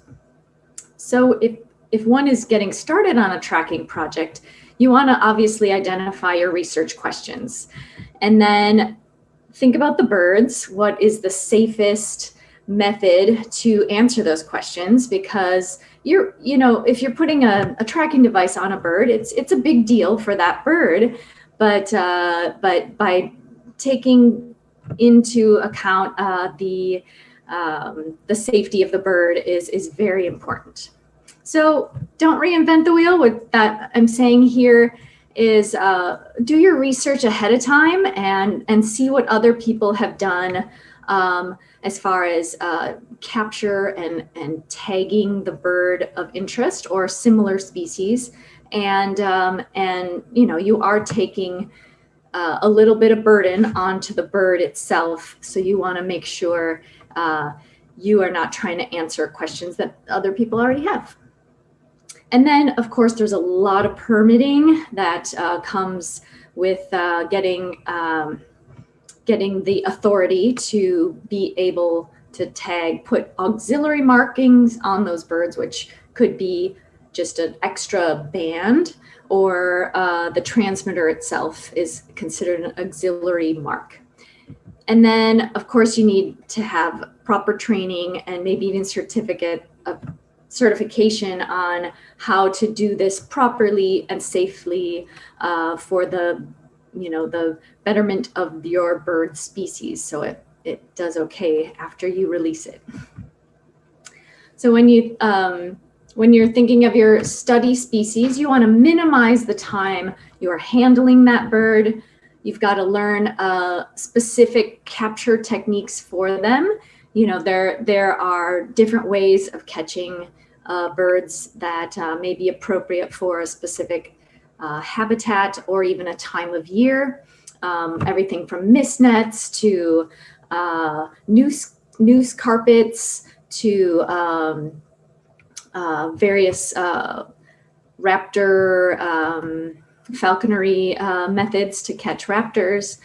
And then the season or timing of your capture, whether it's winter during migration, or if it's safe to do at a nesting site, all these things to consider. And then the weight of your bird will determine the size of the transmitter that you're able to put on it. And David LaPuma mentioned that pretty well, like that we're at the, you're allowed about 3% of the body weight of the transmitter size to put on your bird that you're tracking. And then what appropriate attachment method is best for your study species. So a couple of these different methods that people have been using. We often use backpack style harnesses. We use tubular Teflon ribbon that's non-abrasive, and it's photo degrading, so it lasts a long time. And the birds that we have recaptured, there's no abrasion, and it doesn't seem to harm them throughout their annual cycle. They're able to migrate and breed freely, and it's fit specifically for that bird. So it's not too loose that it could get stuck in anything, and then it's not too tight that it impedes any flying or any other of their duties throughout the year. There's leg loop harnesses like you see in the picture on the left. Some people use like a collar or a bib or even a neck band, which you might see on a goose. Some transmitters are small enough, they just fit on a leg band. Patagial or wing tag for smaller units that can be put on a wing tag. And some people are able to use just a glue or suture to feathers, and also stitching a tiny transmitter into a tail feather. Now these are for bigger birds, and the idea is that the tail will molt, and later on the transmitter will then molt off with that feather. And then for diving birds and a lot of different seabirds, some transmitters are actually implanted with an antenna sticking out, and that involves having a veterinarian with you. So it's a much bigger deal for everybody, the whole team. Here's a geolocator that I was helping with a research project on the Cuban martin with a fantastic team out there. We're just about to publish a story or a research paper on the movements of Cuban martins for the first time. So this bird was fitted with a data storage tag that uses light levels to get the latitude throughout the life of the transmitter. They're very small, but they're limited in the battery size, and like I said, they use light and temperature to calculate the latitude. And the issue with these is you do have to recapture your bird to upload the data. So this is good for cavity nesters, which the Cuban martins are. And so if they use those same cavities year after year, you have a great chance of recapturing and collecting that data. We've done VHF and satellite telemetry on white-crowned pigeons throughout the Caribbean. With VHF transmitters, this is a physical data collection. So you're actually going out there with an antenna and a receiver, searching for the units, those specific things that you put out on those birds. So you have to be in the field with your equipment, whether it's by foot, by car. The antennas can go on a plane, and you can find those birds that way as well, and boat or any mode of transportation. But the units themselves are quite inexpensive, perhaps $200 per piece, per unit. But you're limited in the battery power on the size of the transmitter that you put on. So the transmitters that we did put on white-crowned pigeons lasted 4 years. So, but they do have smaller units that you could put on smaller birds, but because of that, that battery is going to be smaller and you're not going to have as long of a time to be able to track that bird because the battery and the unit is going to be a lot smaller. And so with triangulation of this physical data collection, you can get the location of your bird. And that data is entered into a program called Locate3. And here's just a quick overview of that program. So I want to show you these columns here, observer X and Y. So your latitude and longitude of where the person is, the person taking that bearing to the animal. So if you look at location 1, 2, and 3, so that's a set of locations that bearings were taken from these locations to triangulate, get a crisscross of the bearing at where your animal is. So this is the estimated location of where that animal was from getting those 3 locations. And then it repeats here, and you can see we took other locations to get triangulation on a few points here. And then it will give you an error polygon of how accurate your triangulation is based on your bearings. And so the program does that all for you. With satellite telemetry, these are using PTTs, just a fancy word for the transmitter itself, personal platform terminal. There are solar powered satellite transmitters as well as battery powered. And you can get 2 different types of data. The original type had been Doppler data, which is basically the satellites doing the triangulation for you. And then you can also, the larger units, again, it's a balance of how big that transmitter can be. And those bigger transmitters will have GPS capability. So the smallest transmitters I know of with satellite transmitters are 2 gram, and they only have Doppler capability. And we've put these on mangrove cuckoos in Florida.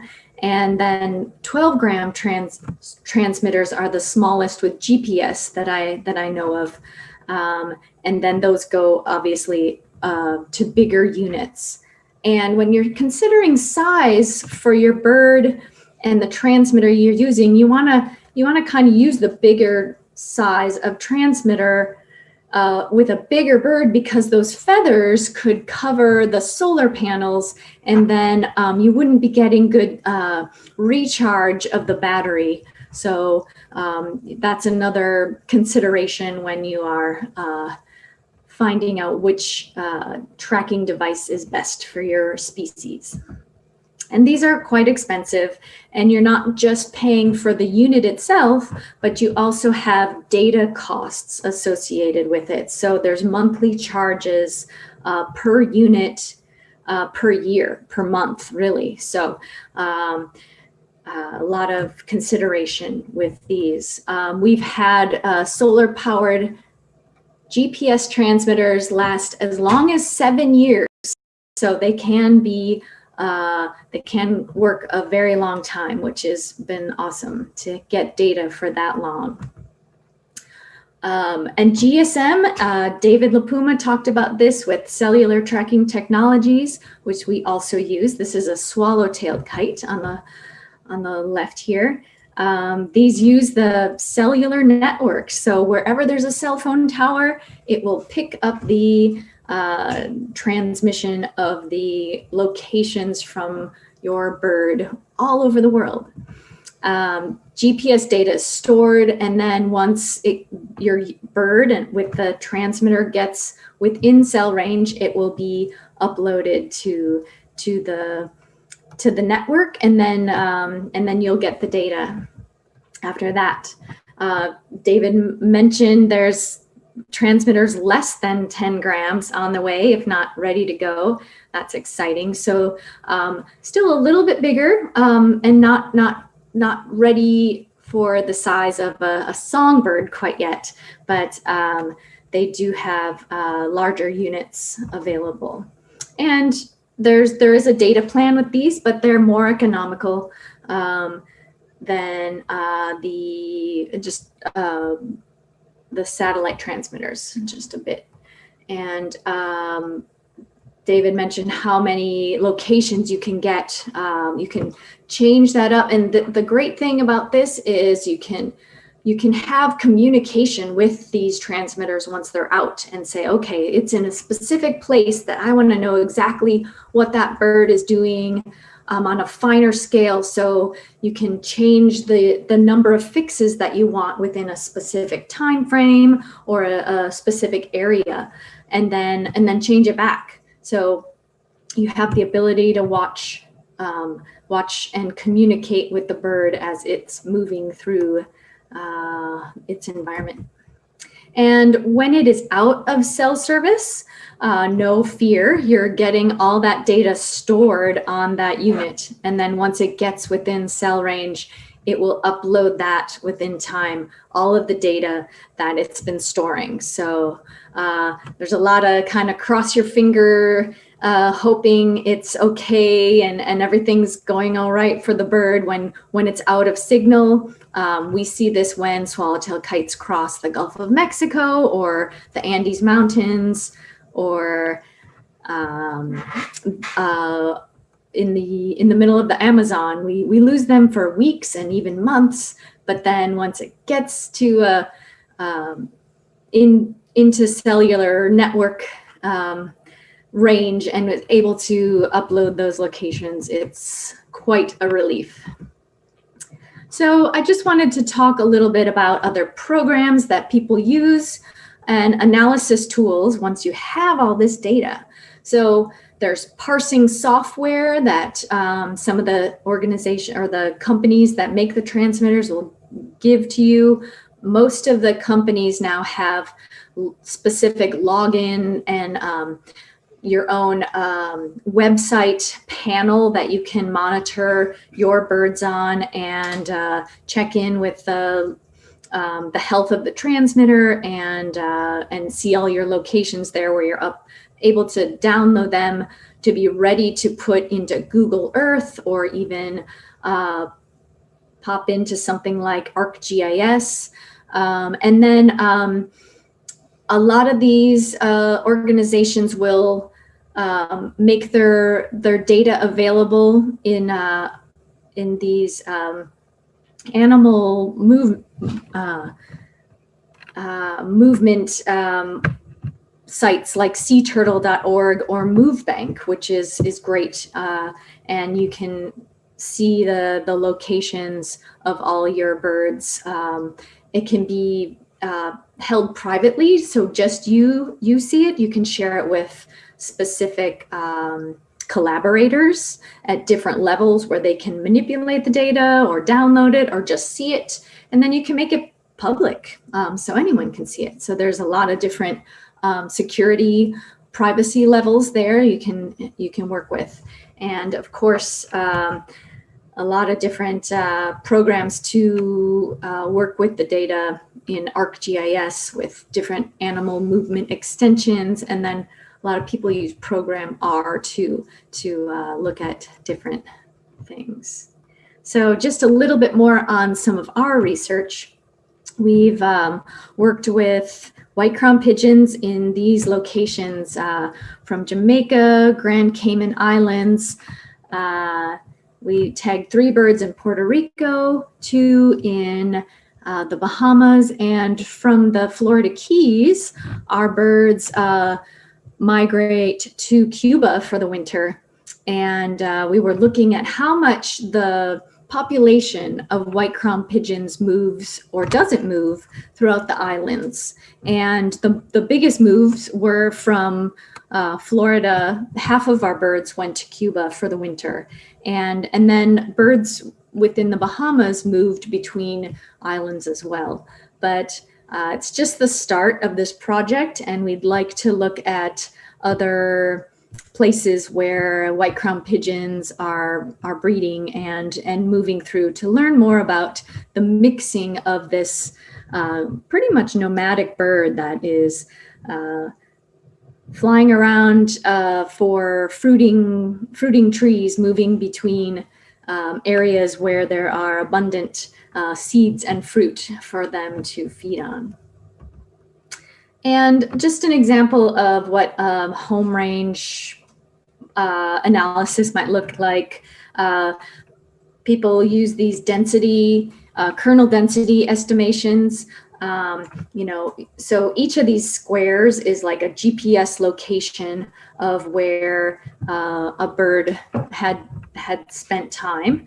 And then you can see the concentration of these locations within different percentages of their probability.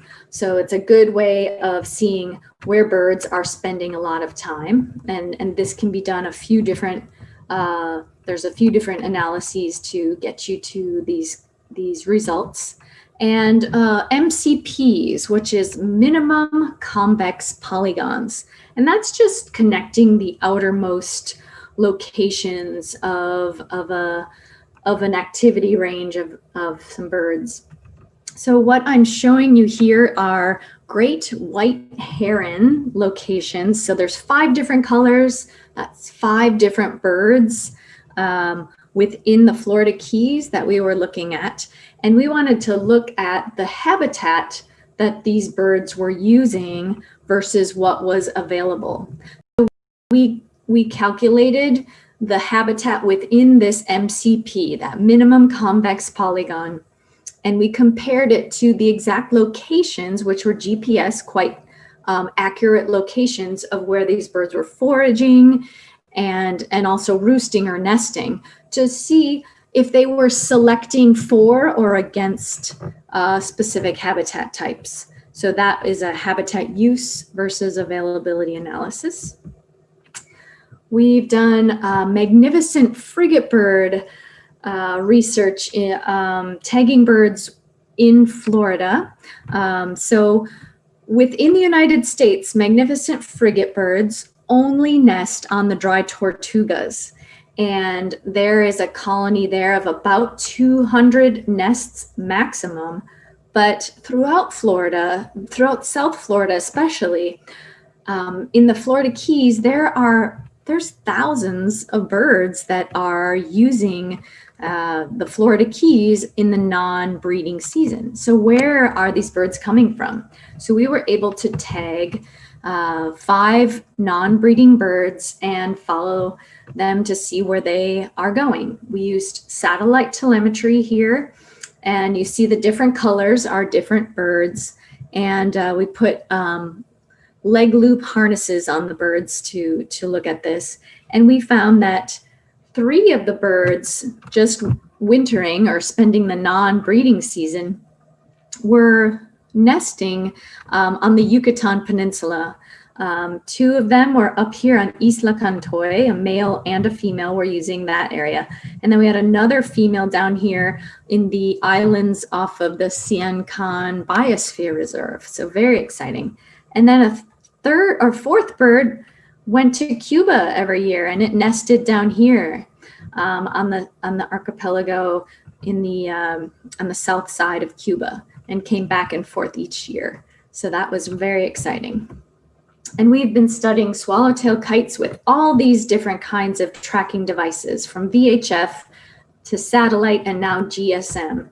And we've created maps such as this. This is just a little snippet of some of our satellite tag birds that we've tagged within Florida, and then also our collaborator here in Louisiana. You can see some of those birds go around the Gulf of Mexico or shoot straight across the Gulf of Mexico. But a majority of the US population of swallowtail kites goes through Florida. on its southbound migration. And they leave from Marco Island to the Cape Sable area, crossing the Florida Keys. Half of them go to Cuba and would actually spend a day or two. Oops, let me go back. But, and then half of them skip Cuba altogether and make their way to the Yucatan Peninsula, which is so important for not only swallowtail kites, but many migrant birds, as we know. So for my thesis work, I looked at the importance of stopover within the Yucatan Peninsula and Cuba for southbound migrating swallowtail kites. And many birds spend 5 to 14 days on the peninsula within Quintana Roo and even into Belize, where they just rest and replenish their fat reserves from crossing all this water. So raptors do not like to cross water. And so once they get to the Yucatan Peninsula, they slow down and they get ready to migrate the rest of the way, which is overland. So here's just a depiction of the entire migratory route that we've discovered for swallowtail kites using satellite and GSM telemetry. So the final terminus of these locations down here in Brazil, parts of Bolivia, and Paraguay are where swallowtail kites end up for the winter. So we're keeping an eye on the changes of their migration, and with 30 years of tracking data, we're able to see changes over time, which we're excited to look at. Here's a data-filled slide, and I suggest you take a screenshot of this picture so you can get to some of these resources in the future. I've named a few different kinds of transmitters and tagging devices that I've been familiar with, but we learned about Icarus and Modus, life tags, and a lot of different studies that I encourage you to look into, and please don't hesitate to contact me as well. I put my email down below, so please, I want to make this easy for you. If you are planning a research study, I'm happy to share some of my knowledge and lead you to people that can help you in the future. So that is it for me, and yeah, thanks everyone. Thank you, Gina. That is wonderful.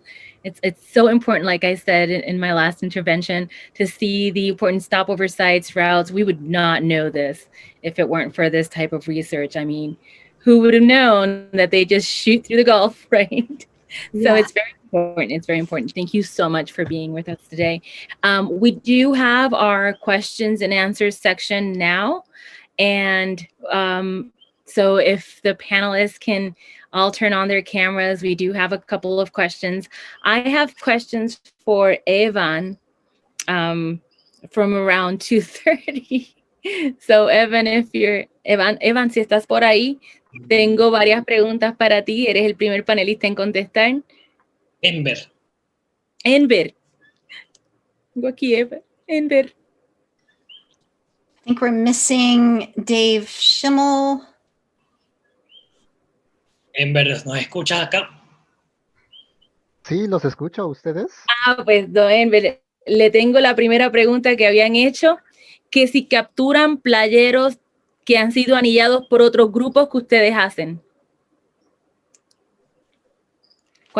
Si los atrapan de otros grupos. Es curioso.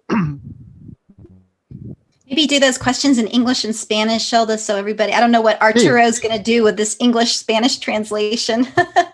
Do you ever capture shorebirds banded by other groups? And if you do, what do you do with that?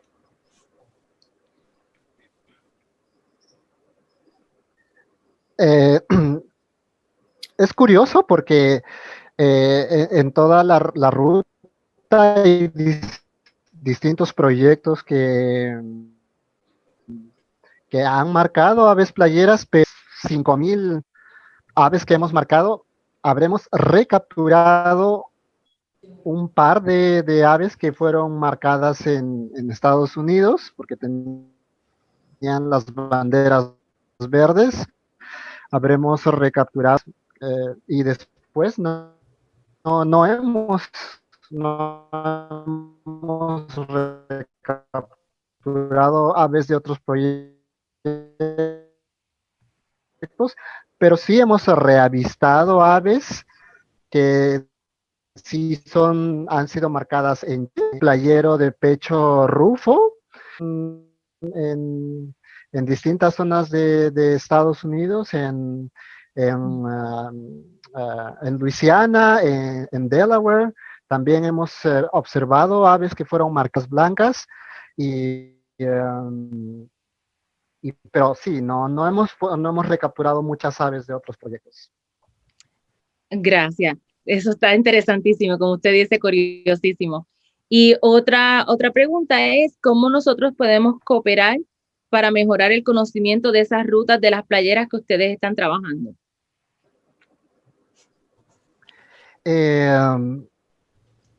La reobservación es muy importante porque mientras más datos nosotros colectemos en campo, en las diferentes rutas por las que les he mostrado que se han reportado las aves, mucho más robusto va a ser el análisis que se va a tener y se va a poder confirmar las rutas realmente, ¿no? Entonces, en resumen, es mientras más datos tengamos de otras personas que están observando nuestras aves marcadas, mucho más robusto va a ser el análisis y que vamos a obtener de esas reobservaciones. Ok. Gracias, Ember. Sheila, por acá también tenemos, we have another question here for David. Sarai asks about this technology is now available for hummingbirds. Oh, yeah, was this Sarahi who asked that?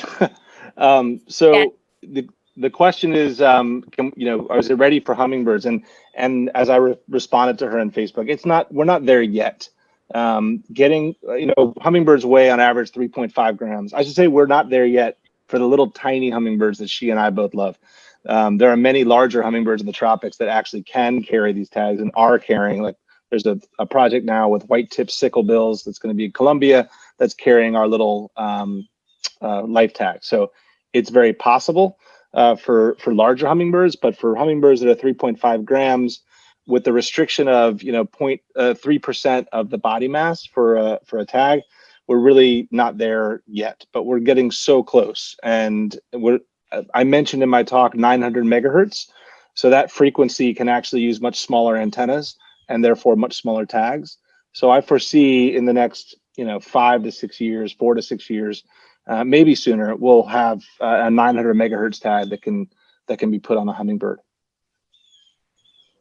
So I have a question out here from the audience.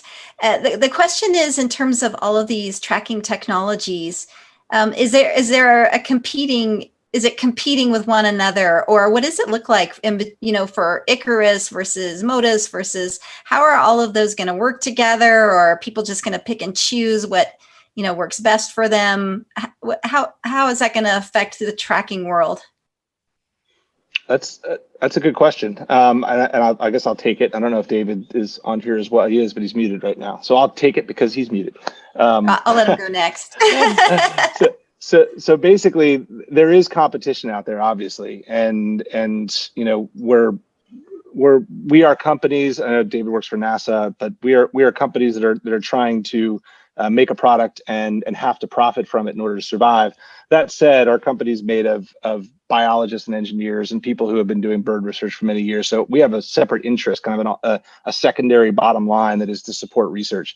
And so the point is, like, we we're making stations that will pick up low-tech tags for the people that are putting out low-tech tags, not because we're supporting low-tech directly, but because that supports the entire network and that supports the researchers doing the work. So I think if we all go into this with kind of eyes wide open about how there's enough research to be done, and that's our take. There's so much research to be done. There's so many questions to be answered that we're not going to make every product for to answer every question, but we'll make a lot of really good products that can answer some of them, and our compatriots in the other companies will make others, and there's no reason why we can't all work together to push the conservation research forward. Dave Schimmel, do you want to respond to that? Yeah, I would add two things to that.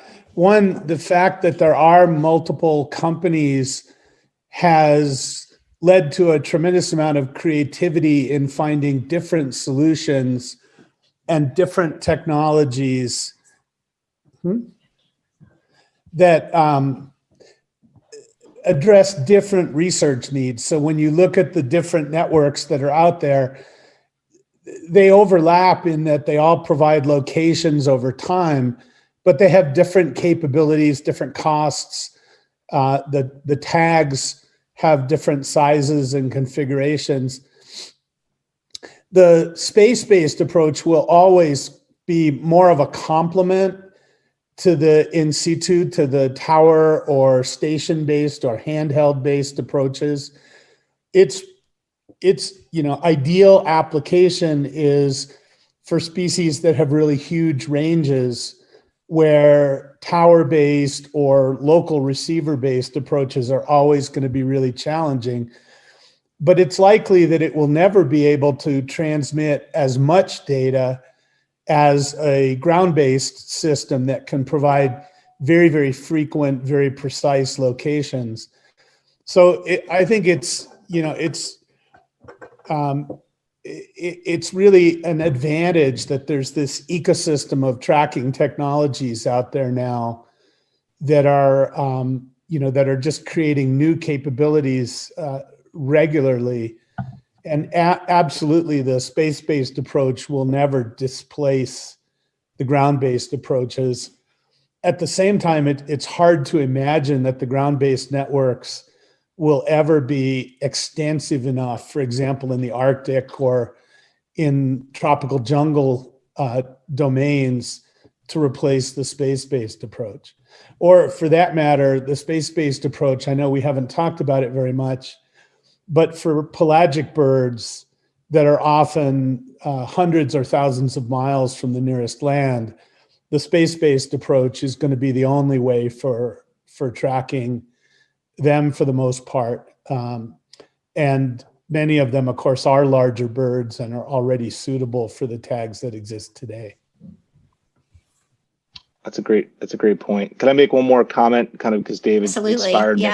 So, in the absence of the competition, in the absence of all of these other folks working on stuff, we would have a much more limited selection of what we can use. And when David talks about, when he was talking about JEDI, I got so excited because I've worked in remote sensing before, but some of that is really next level remote sensing, and all of the data that we're talking about that we can collect with all of these different technologies can always be overlaid with some of the data that are coming out of that and answer some really, really, critical questions. And as we're developing new technology, we're constantly looking at other companies and saying, okay, what are they doing great? Can we license some of that information, some of that, intellectual property, so that we can build something that we know we can make, and vice versa. We license out stuff. So working together kind of as more of a community makes a lot of sense. And I think the nature of this business, the nature of the science that we're working in, kind of, it fosters that kind of collaborative nature. Yeah, and from our point of view, of course, it's all for the birds, right? Exactly. So another question out there, and Gina, I appreciated your information for those out there who might be watching and interested in using tracking technologies in their research. And you do see that a lot, that, this is so cool. Everybody wants to know where their bird is going. But from all of you, actually, what are some caveats to, free use of all of this technology, and to having researchers, it's in so many places trying to use these units and put them on birds? Are there any? I can speak just from the perspective of working in a government lab. The actual use of these tags in most of the world is quite carefully controlled and somewhat restricted. Permits and training are required. We haven't talked about this very much, but permits and training are essential, and it's really critical that people who are tagging birds be very familiar with the procedure, with the safety precautions, and that training has to be a part of the program. One of the things that we really appreciate about the companies that have entered the field is that many of them are doing a fantastic job of providing educational materials to their customers about how to safely and correctly use the devices. And then, of course, that all has to interface with the legal restrictions on handling wild animals, which in fairness vary across the world, but are enforced in most parts of the planet, really. I'll just chime in here a little bit too. And various birds have their own issues. Like some birds are very, very fragile in the hand, and you have to know that and know how to take care of them. And because if your specimen is not going to survive the operation of putting that on, it's not worth doing the study. And also, as a researcher, you have to take the initiative to know, okay, what is the minimum number of birds that I can tag to answer the questions? Because it's a big deal for these birds, and the transmitters we put on, because they last so long, we want to put them on safely so they can last years with this device. And so, yeah, training. I mean, in the United States, we have federal permits, not just for banding, and then to add anything extra to the bird, whether that's another band or a patagial tag or any of these harness designs. And then you have to be approved with the trapping device that you're using. So getting that background and the training to safely tag and trap your birds, and then all the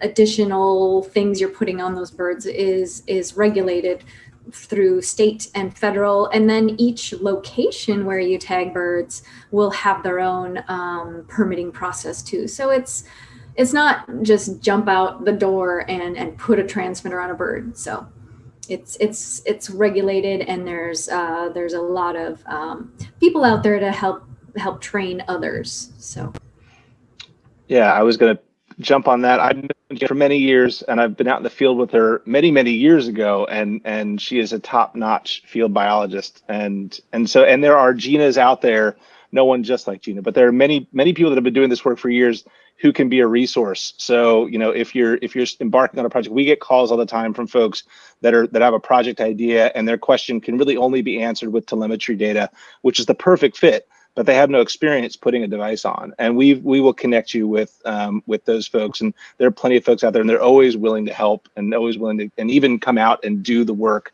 for you if you need somebody to tag a bird for you. But that's, if you're getting into this and you're not sure, talk to the folks that you're thinking of buying a transmitter from, and see if they can give you references or see if they can provide you material as well. A good company will provide you with lots of resources for something like that, because you definitely need to be, mindful of that when you're putting them on. There's a rule, there's a 3% rule currently. So, you're not, the banding lab will say you can't put a transmitter without an exemption. You can't put a transmitter on an animal that's greater than 3% of the body mass of the bird. That is a very basic first step. And so you should always be looking at that as, okay, that's my, first, I'm going to look at that first, and then I'm going to ask folks that are familiar with the species.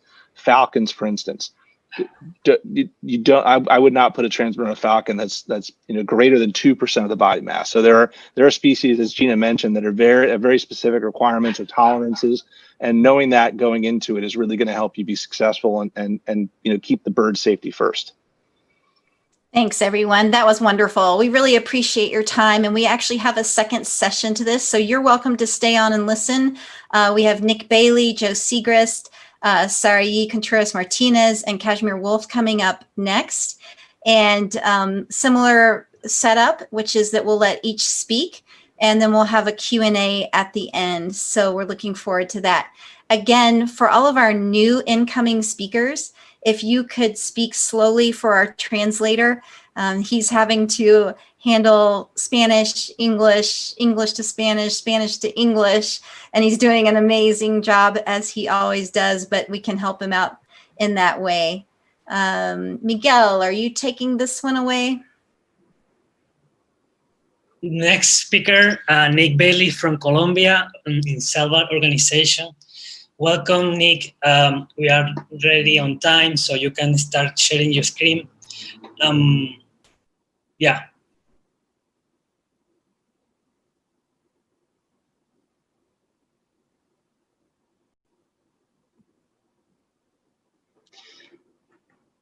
Listo, pues muy buenas tardes a todos. Yo voy a dar esa presentación en español para tener una pausa del inglés. Y yo voy a estar hablando sobre el sistema MOTOS. Entonces yo creo que pues, los que han visto la mayoría de esta sesión ya han escuchado ese sistema, pero les voy a dar unos más detalles y hablar un poco del, pues como usando el sistema MOTOS desde una perspectiva neotropical y específicamente desde Colombia. Entonces, pues primero, ¿qué es MOTOS? Y eso obviamente es una pregunta clave. Entonces, MOTOS es un sistema de estaciones automatizadas que detectan radiotransmisores puestos en aves. Entonces, lo que estamos viendo en esa imagen a la izquierda del mapa, cada uno de esos puntos amarillos es una estación que está escuchando para esos radiotransmisores.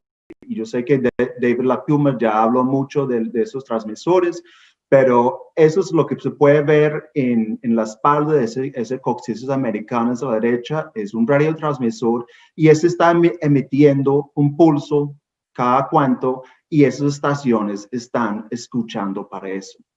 Entonces, ese como en términos gruesos es lo que es MOTOS.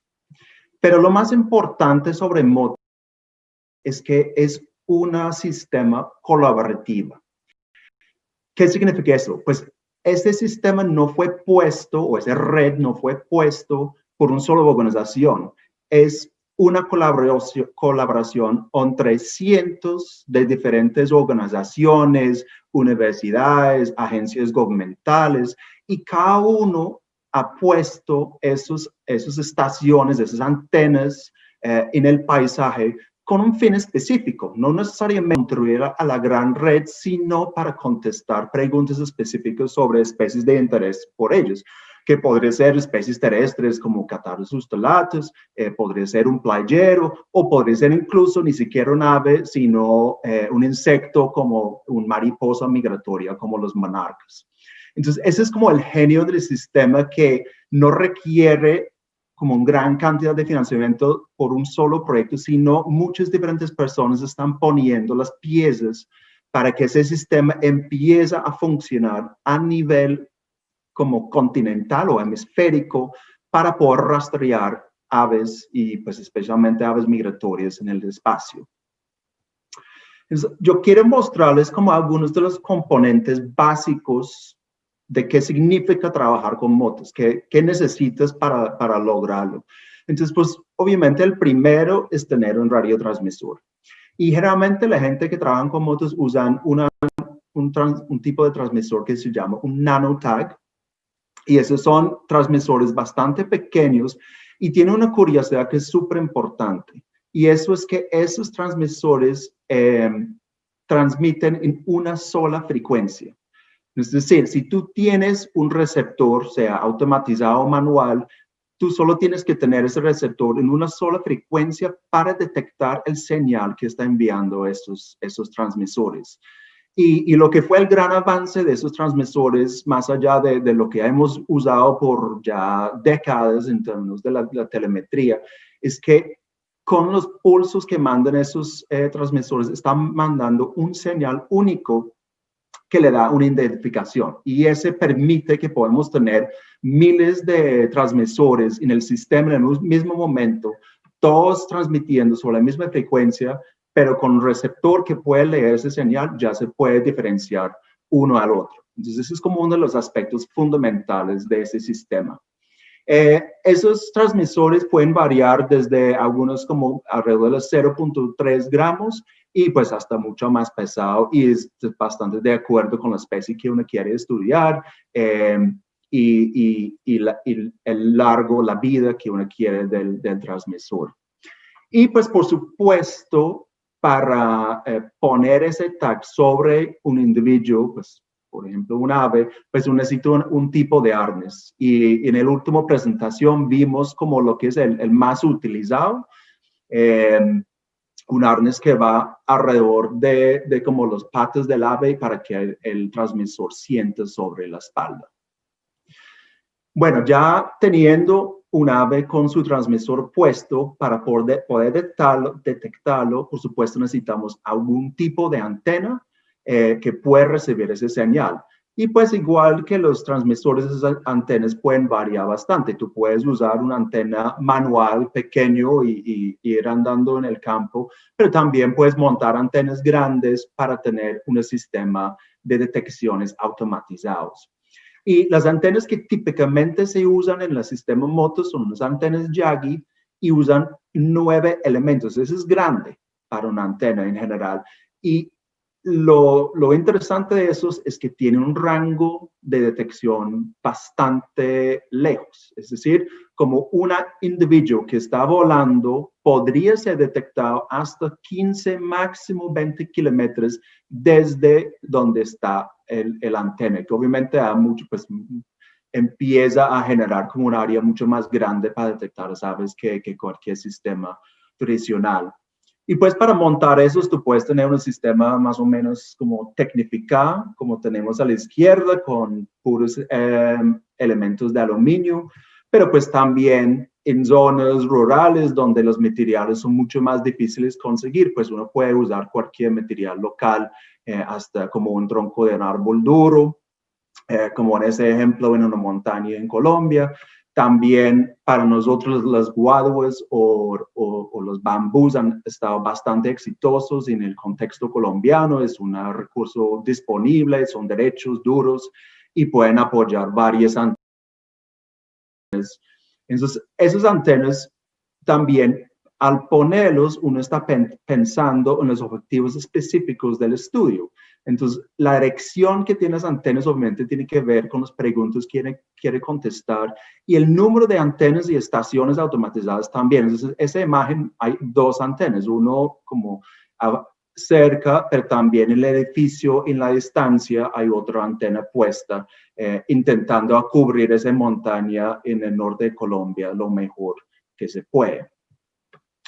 Y pues, por supuesto, para recibir información desde la antena necesitamos otros equipos. Entonces, no voy a hablar mucho en el detalle de lo que se va en un Sensonon, que básicamente es la estación automatizada de registrar esa información que utiliza motos, pero incluye algo que traduzca esa señal ya en datos binarios que pueden estar ya grabados en una pequeña computadora. Y pues lo más interesante para mí sobre el sistema motos es que todo lo que ven en esa caja uno puede comprar por alrededor de $200 en una ferretería o algunas tiendas más especializadas dependiendo del país donde esté.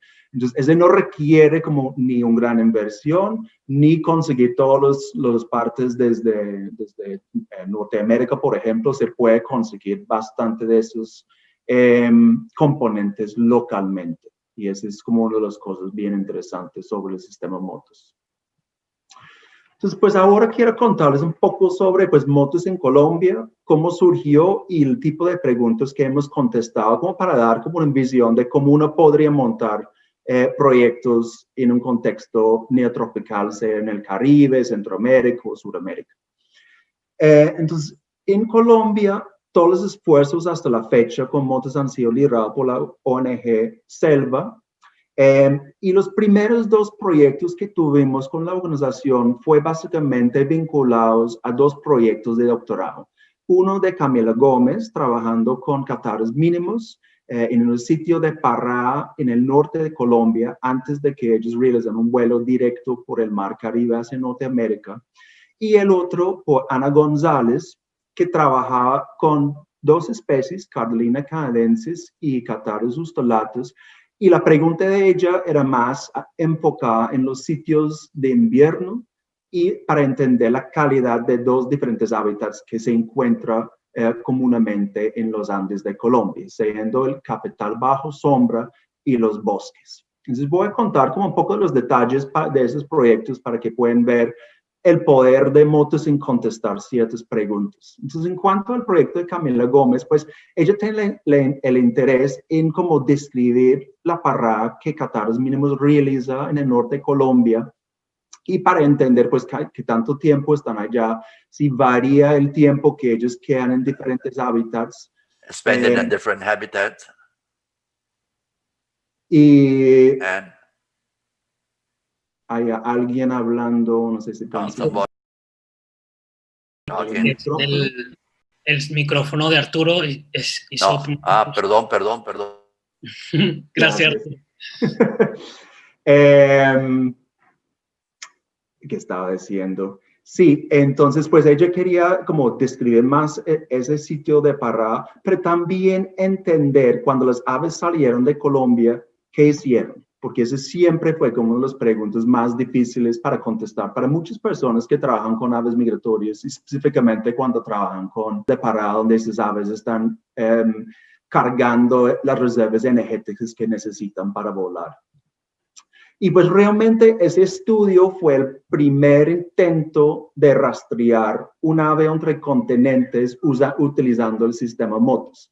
Digamos, nosotros fuimos como el gran prueba. ¿Y por qué? Pues desde Colombia, porque en ese momento la mayoría de antenas, la mayoría de estaciones de motos estaban en Norteamérica y había muy poquitos en Sudamérica, entonces hacerlo al revés sería casi imposible. Y para mí esa es la magia de motos desde una perspectiva neotropical, que realmente tenemos una red gigantesca hacia el norte de nosotros que podemos aprovechar para contestar diferentes preguntas.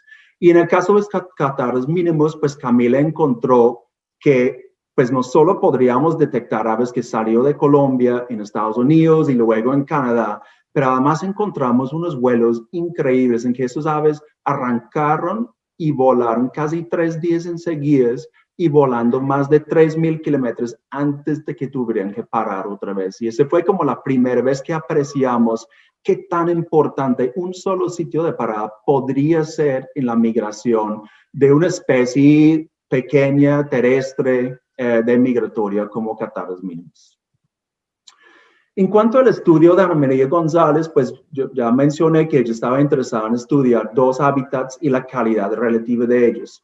Y pues al principio la idea de utilizar motos era como para entender cosas como sobrevivencia durante el invierno, si las aves permanecieron en un hábitat o el otro, o si están moviendo entre las dos, y también entender en qué fecha salieron. Entonces la teoría de migración dice, o antes decía, que los aves deberían salir más temprano en su migración hacia el norte desde los sitios de mayor calidad y van a llegar a los sitios de reproducción antes de las aves que salen de hábitats de menor calidad. Pues ese fue como la paradigma por mucho tiempo, pero lo que encontramos con Catarrus ustulatus en ese estudio es que fue al revés. Encontramos que el bosque era un hábitat de mucho mayor calidad. Sin embargo, los catarros ustulatus se quedaron allá más tiempo y salieron después de las aves en el café. Es bastante curioso, pero pues afortunadamente, gracias a esa gran red de estaciones en Norteamérica, podríamos detectar muchos individuos en Norteamérica y aprender que básicamente esos individuos que salieron del bosque más tarde no solo volaron más rápido, es decir, que su ruta migratoria fue más rápido, Además, ellos pueden alcanzar a los individuos que salieron antes de ellos en el café. Entonces, ese cambió completamente nuestra perspectiva de cómo la calidad de sitios de invierno de los diferentes hábitats y cómo deberíamos interpretar como algunas de las medidas. Además de, obviamente, como esa imagen muestra acá, como mostrar como esa gran conectividad que hay entre un solo sitio en Colombia y múltiples puntos a lo largo del continente de Norteamérica. El último ejemplo que quiero compartir con ustedes hoy es de Cetophaga striata, una de mis especies favoritas por ser uno de los campeones de la migración de larga distancia. Y ese estudio surgió porque pues, estamos realizando un estudio con ellos en sus sitios de invernada en Colombia y encontramos que los individuos justo antes de la migración aumentaron su peso en una forma bastante inesperada. Entonces, durante los meses del invernada, generalmente estos aves están pesando como un poquito más de 10 gramos, pero justo antes de iniciar la migración encontramos individuos encima de los 16 gramos y pues algunos llegando a 18 gramos, que es un aumento en peso impresionante, casi del 100%. Y pues basado en ese aumento, si uno lo convierte ese peso adicional en energía y energía en un rango potencial de vuelo, sugiere que estos aves podrían volar alrededor de 2.700 kilómetros directo desde sus sitios de invernada hacia Norteamérica. Y otra vez pues surge la pregunta, pues, ¿cómo comprobarlo? Y otra vez aquí es donde pues un sistema como Motos nos ayuda a contestar esas preguntas. Entonces, al instalar radiotransmisores en esos individuos, pues podríamos comprobar que básicamente ellos sí realizan un vuelo directamente desde Colombia hacia la Florida, el suroriente de Estados Unidos. Y además que toda la migración que ellos hacen, lo hacen en tan solo 26 días. Entonces, esos ejemplos, pues espero que muestren como el poder de Motos de contestar diferentes preguntas y por supuesto hay muchas preguntas que uno puede contestar con ese sistema, pero quizás como las preguntas acerca de como movimientos a gran escala son algunos de los más interesantes. Y pues para los que están interesados en usar este sistema para montar un proyecto para estudiar una ave migratoria, puede ser de larga distancia o puede ser una migratoria que hace movimientos altitudinales, por ejemplo, o intratropicales. Mi consejo primero es averiguar si existen estaciones cerca donde uno quiere hacer el estudio, porque al tener esa infraestructura ya presente, pues lo hace obviamente mucho más fácil empezar a gestionar un proyecto. Y también, pues, los proyectos que generalmente tienen éxito siempre tienen unas preguntas locales, es decir, ¿qué tanto tiempo queda un ave en mi sitio de estudio? ¿O en qué momento sale? O hay varias diferentes preguntas que uno puede tener. Entonces, tener esas preguntas locales son importantes y, pues, de mi perspectiva, siempre como la idea de utilizar esos transmisores, esos sistemas, no es simplemente yo quiero saber dónde va mi ave. Realmente uno debe tener preguntas muy claras que pueden apoyar pues a nuestro conocimiento de la ecología de las aves o de las aves migratorias o de la conservación también, porque como hemos comentado varios de nosotros, esos transmisores son un impedimento para esas aves y solo debemos usarlo cuando realmente creamos que la pregunta que tenemos es lo suficiente importante. Por supuesto, necesita financiamiento para los equipos.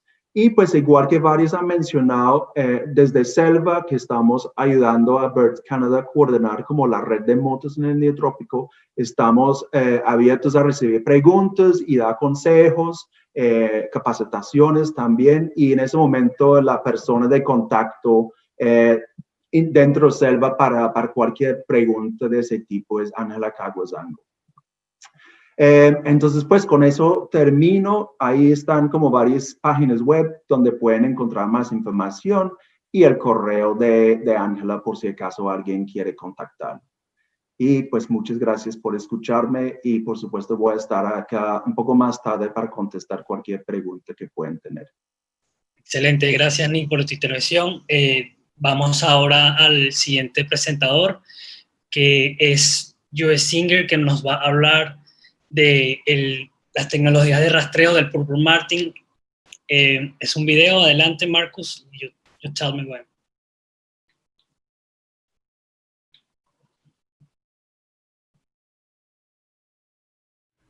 Hi there, my name is Joe Segrist, and I am the president of the Purple Martin Conservation Association.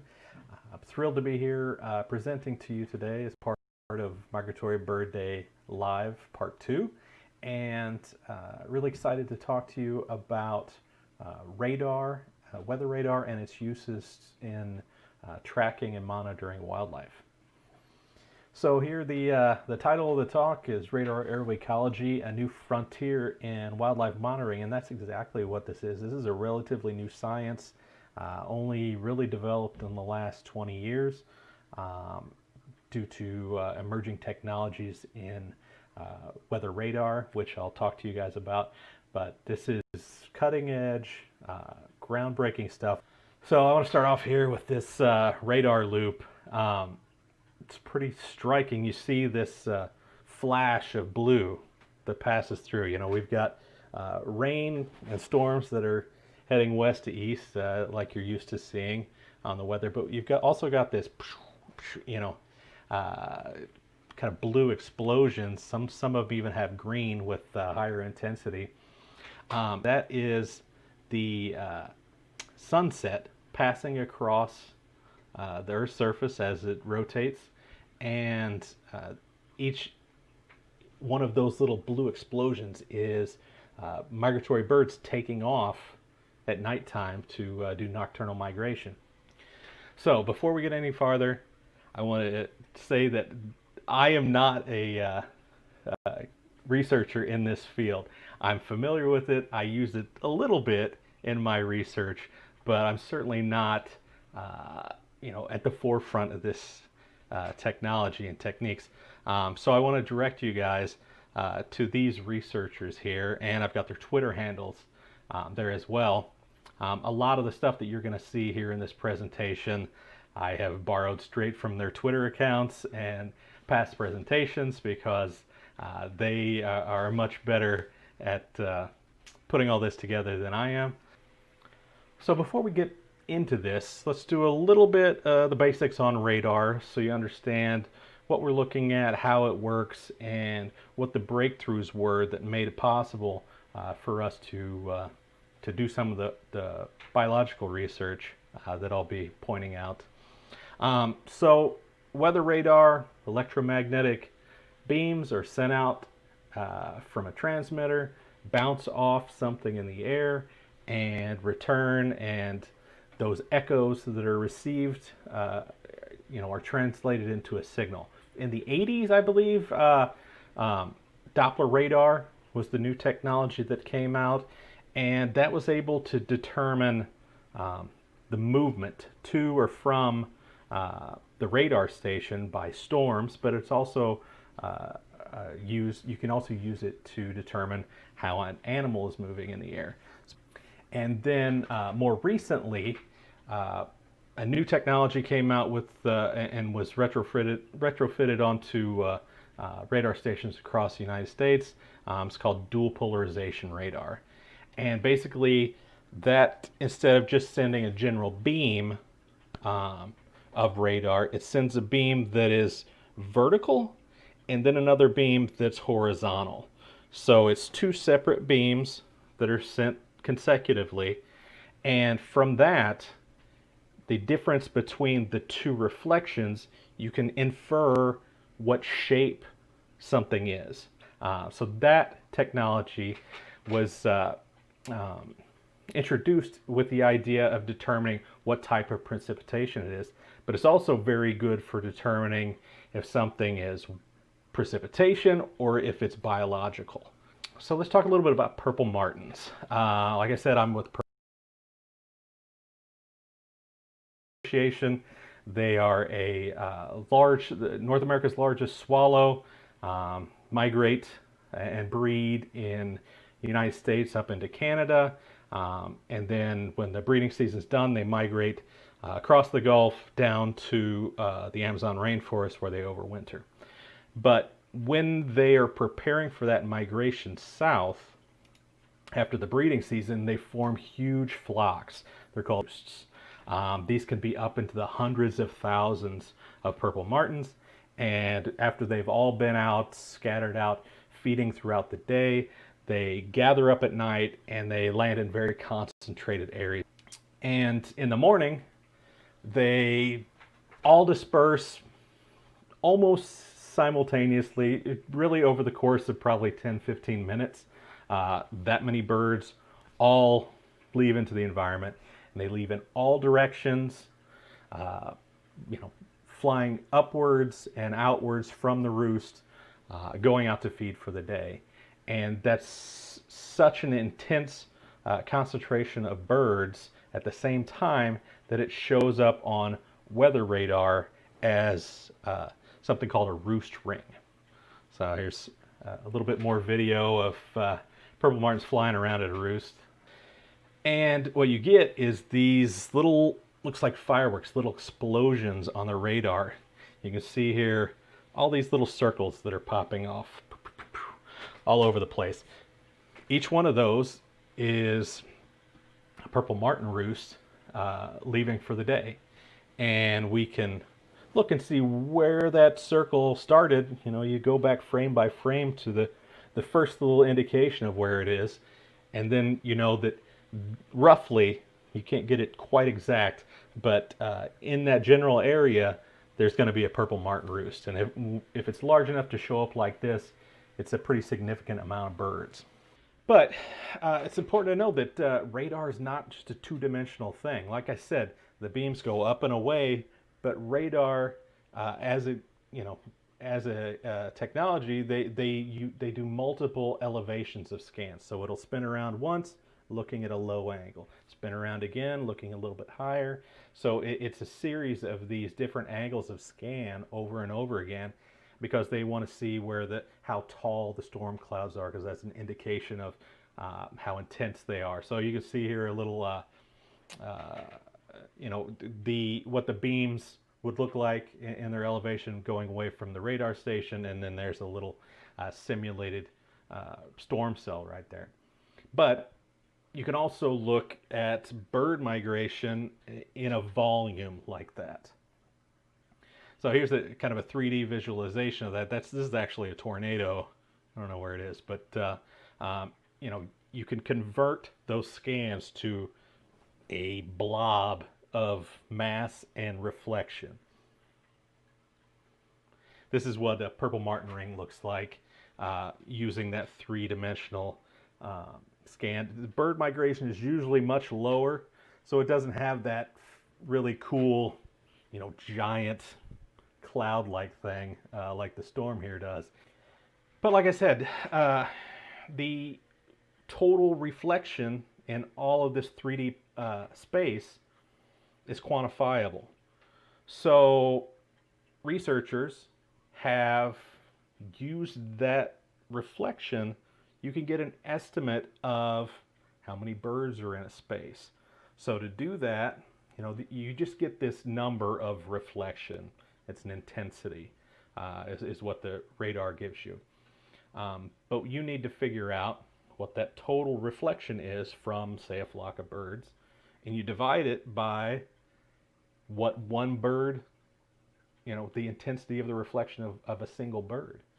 So researchers have done this. They've hung birds on thread, like in this old illustration here, and measured in different planes and different angles how much a single bird reflects.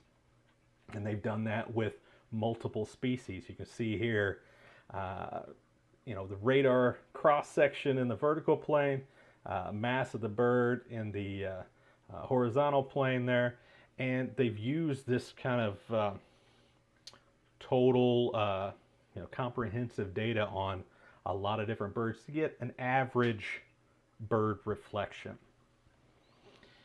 And when you use that, you can determine how many birds are in an airspace at a particular time. So this is from Cornell, and they are the masters at this right now in both forecasting how much migration is going to be happening at night, and quantifying how many birds that is. This is just another visualization of that. You can see over time here the spring migration and the intensity, the color and the size of those little circles is the intensity, but also you can get the angle of flight from the Doppler effect, but you can also, from the dual polarization characteristics of the radar, you can figure out which direction the birds are facing. It's really kind of clever. This here is in the Midwest, and this is super intense migration behavior. I mean, green across the board as far as the intensity of reflection, just everywhere on the radar, basically. And you can see here, this is what it looks like with the Doppler results. So green is birds moving towards the radar station, red is birds moving away. So we can tell there that these birds are moving from south to north on their migration. Florida Keys again.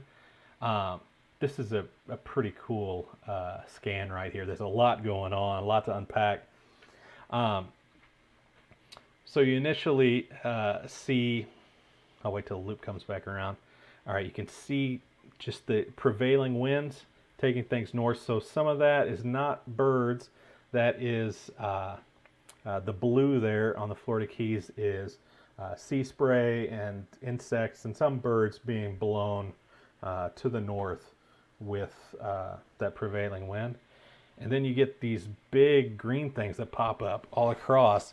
That's actually chaff from military planes. They release these little aluminum foil pieces to scramble radar and cover up the tracks of where they're flying. So that frequently is something that gets kind of confusing in weather radar that you have to work around. And then as sunset hits, you get this big departure migrating south.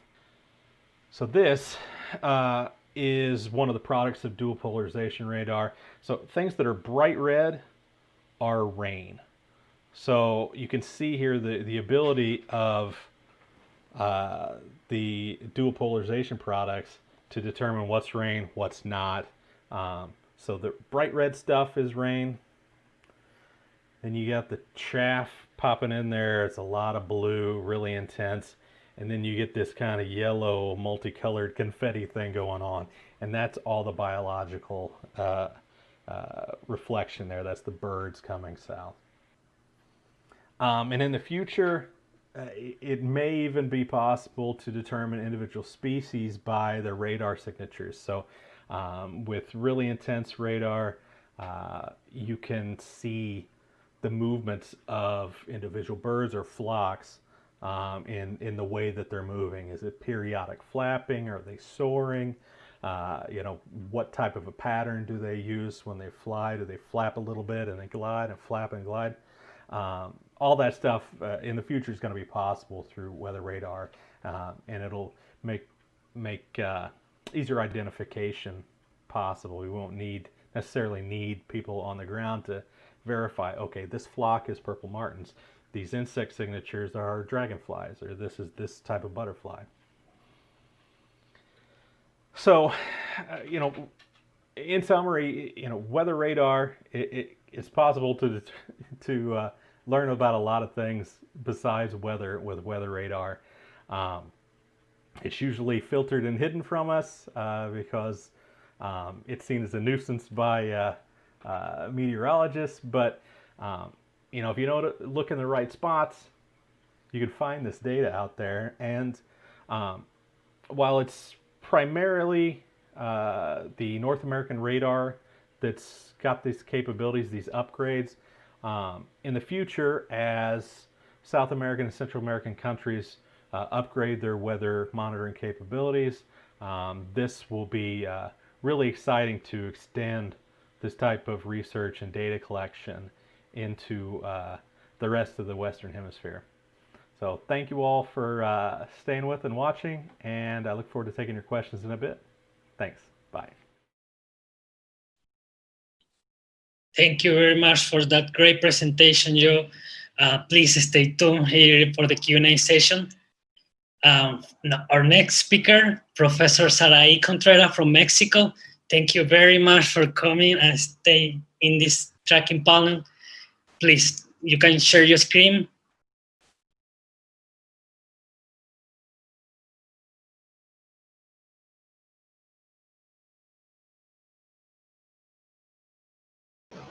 ¿Me escuchan? Sí. Ok, entonces voy a poner la pantalla completa. ¿Cómo ven? ¿Ahí se ve todo? Sí, se ve perfecto, Saraí, gracias. Perfecto. Bueno, muchísimas gracias por estar aquí esta tarde tan bonita con temas súper interesantes de nuestros ponentes. Muchísimas gracias al World Migratory Bird Day. Y bueno, esta vez yo les voy a hablar un poco sobre las técnicas de monitoreo para la conservación de los colibríes y sus hábitats aquí en el oeste de México. Un poco de la experiencia que nosotros hemos tenido, sin antes de dejar de mencionar a todos estos logos hacen posible que el proyecto de colibríes esté ya desde hace mucho tiempo y que estos son nuestros colaboradores actuales y de verdad vienen colaboradores locales desde la comunidad hasta la parte internacional, ¿verdad? Como Canadá y Estados Unidos. Y, déjenme mencionarles también que algo muy importante para este proyecto son sus componentes, la gente donde vive, la que tiene las tierras, las instituciones que son las que hacen los acuerdos, la universidad donde pertenezco, donde hay muchos estudiantes que se titulan con temas de colibríes y también el desarrollo de un programa de educación ambiental para poder transmitir estos conocimientos que se generan. Profe, Como nosotros vemos... Disculpe que le interrumpa, solamente para recordarle que puede hablar un poco lento para ayudar a nuestro traductor a hacer en este caso la traducción español-inglés. Gracias. Gracias, perdón. Pero va bien, bueno, va buen ritmo, gracias. Ok, entonces, bueno, la familia Trochilidae es la familia que se encuentra solamente en el continente americano y recientemente tuvimos esta gráfica donde dice 2.9 billones de aves han desaparecido desde 1970. Es una alerta porque hasta las aves más comunes han desaparecido o sus tendencias van a la baja en América del Norte. En el caso de los colibríes, hay algunos que también tienen sus tendencias a la baja y bueno, déjenme decirles que ellos son 338 especies que forman toda una familia muy diversa, de las más diversas en el continente americano. En México tenemos 58 especies, de las cuales 20 están en la norma oficial bajo alguna categoría de amenaza. Y como pueden ver en este mapa, en las partes rojas tenemos aquí donde se encuentra la mayor diversidad. Esta mayor diversidad coincide también con aquellas áreas que se ven que ahí es donde están las mayores amenazas las mayores amenazas para los colibríes. Sin embargo, hay algunos datos muy interesantes porque podemos ver a nivel, por ejemplo, en México, que no todas las especies, según Arismendi 2016, están bajo un área natural protegida. Y, por ejemplo, en el caso del occidente de México, aunque todas las especies de colibríes están dentro de un área natural protegida, la mayoría de sus áreas de distribución están fuera. Entonces necesitamos acciones ahí donde no hay áreas naturales protegidas y bueno, aunque tengamos pocas especies en América del Norte, la mayoría de las especies también están bajo alerta de acuerdo a Partners in Flight. Entonces, creemos que pues creemos que estas especies pueden estar amenazadas debido a su cambio, a la degradación de su hábitat. ¿Por qué? Porque ellas tienen ciertas especializaciones, utilizan ciertos recursos estacionales para alimentarse, además tienen adaptaciones morfológicas especiales. También sus estrategias de forrajeo son diferentes. Acuérdense que son uno de los principales polinizadores, o sea, nos prestan un servicio ambiental y que aguantan ciertas perturbaciones pero si se pasa la mano de esa perturbación, claro que las estamos afectando. También hay estudios que hablan que las condiciones climáticas actuales sobre calentamiento pues están incidiendo en algunas poblaciones de los colibríes. En este caso, nosotros aquí en el oeste de México quisimos implementar el monitoreo. Ese monitoreo lo comenzamos hace muchos años, hace 30 años. Estamos hablando de la primera estación de monitoreo de colibríes a largo plazo en todo México. Y empezamos solamente con algo muy sencillo, conocer la pregunta. ¿Cuál era la pregunta? ¿Qué es lo que hay? Después fuimos conociendo un poco más sobre su abundancia en cada hábitat y conocemos ahora más sobre su ecología, sobre sus tendencias poblacionales, sobre su sobrevivencia, y todavía nos falta llegar a esta parte que es éxito reproductivo. Pero toda esta experiencia la hemos llevado en el oeste de Jalisco, principalmente en una área protegida, Manantlán, para poder manejar los bosques, porque la categoría de reservas de la biosfera no quita la tenencia de la tierra, sino hay áreas de amortiguamiento que permiten el manejo, ¿no? de la gente que vive ahí. Entonces, algo que hemos encontrado en el sistema montañoso de aquí de la región es que, claro, tenemos diferentes ecosistemas que van desde el nivel del mar, pasan por las zonas templadas hasta las zonas, claro, alpino en el Nevado Colima, que está un área protegida cerquita de Manantlán, y que hemos encontrado, sabemos que cada una de estas 24 especies se distribuye en diferentes pisos altitudinales, siguiendo muchas de ellas la floración, la disponibilidad del recurso. Y aquí tenemos, por ejemplo, en esta parte verde, estas son la riqueza de las especies y las altitudes que está dado cada 300 metros, y vemos que la mayoría de las especies se encuentra entre estas altitudes, entre 1,200 a 2,100 metros. ¿Y qué pasa ahí? Es donde tenemos la mayor cantidad de especies, de ecosistemas templados de pino encino, que tienen una alta productividad y que la gente los quiere explotar porque significa dinero, madera. Entonces, en estos sitios también tienen una incidencia de incendios forestales, y nuestra alerta es que debido al calentamiento global, pues esperamos tener más incidencias de incendios forestales. Y nosotros hemos desarrollado ahora con una nueva propuesta en la cual la doctora Susan Bonfield es también coautora de esta propuesta hermosa, que queremos hacer la restauración de hábitats para los colibríes. Y bueno, todo esto que les dije ha sido basado principalmente en el conocimiento de la ecología del fuego que tenemos en la región desde más de 4,200 años. O sea, tenemos todo este conocimiento que han desarrollado mis compañeros, y que sabemos que los bosques de pino encino están periódicamente con un retorno de 15 años. O sea, que hay un régimen a lo cual sí las especies de plantas y sus comunidades de fauna están adaptados. Entonces, nosotros, para poder dar recomendaciones de manejo, somos muy estrictos también en nuestros protocolos. Nos gusta llevar los censos, el muestreo de redes, siguiendo estos protocolos, y por supuesto nuestro protocolo que fue desarrollado hace 20 años con nuestras propias experiencias. Y en este momento paso a decirles que, por ejemplo, hemos establecido censos, radios de punto fijo, adaptados para colibríes, que son prácticamente los puntos que desarrolló Juto en 1986, pero adaptados a los colibríes, donde no podemos percibir más allá del sonido de 25 metros. Entonces, una de las recomendaciones es que hagamos cinturones de detecciones entre 10, 20 y 25, y quizás más allá vas a tener alguno que otro, pero estos radios como el más confiable para estos hábitats donde nosotros vivimos.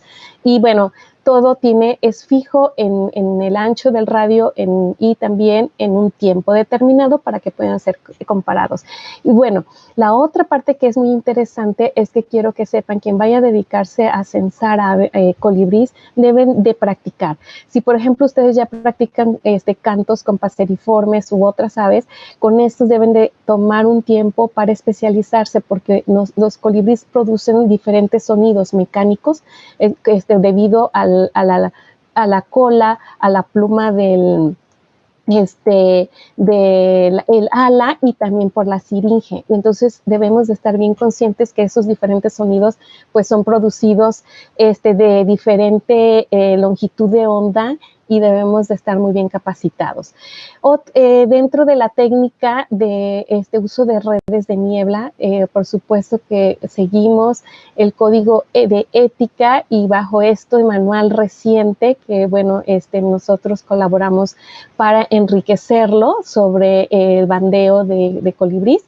Y bueno, nosotros hemos capturado ya como unos 17,000 individuos de colibríes en la región. Hemos desarrollado nuestro propio sistema de tamaño de anillos para las 24 especies, porque pues no se conocían. Y diferentes sistemas a través del tiempo para tener una mejor datación, conocer mejor la edad, el sexo, sobre todo las especies residentes, ya que con las migratorias pues nos podemos seguir con Pyle. Y bueno, recientemente, gracias a Martín López, pues hemos estado adaptando el sistema de WRP para conocer el desarrollo de la muda y tener una datación más certera. En este permitido conocer que, por ejemplo, cómo mudan los colibríes migratorios cuando están aquí durante toda su estancia en el invierno. También sabemos que las especies residentes cuando mudan y a través de todo el año hacen mudas mucho más largas que los migratorios.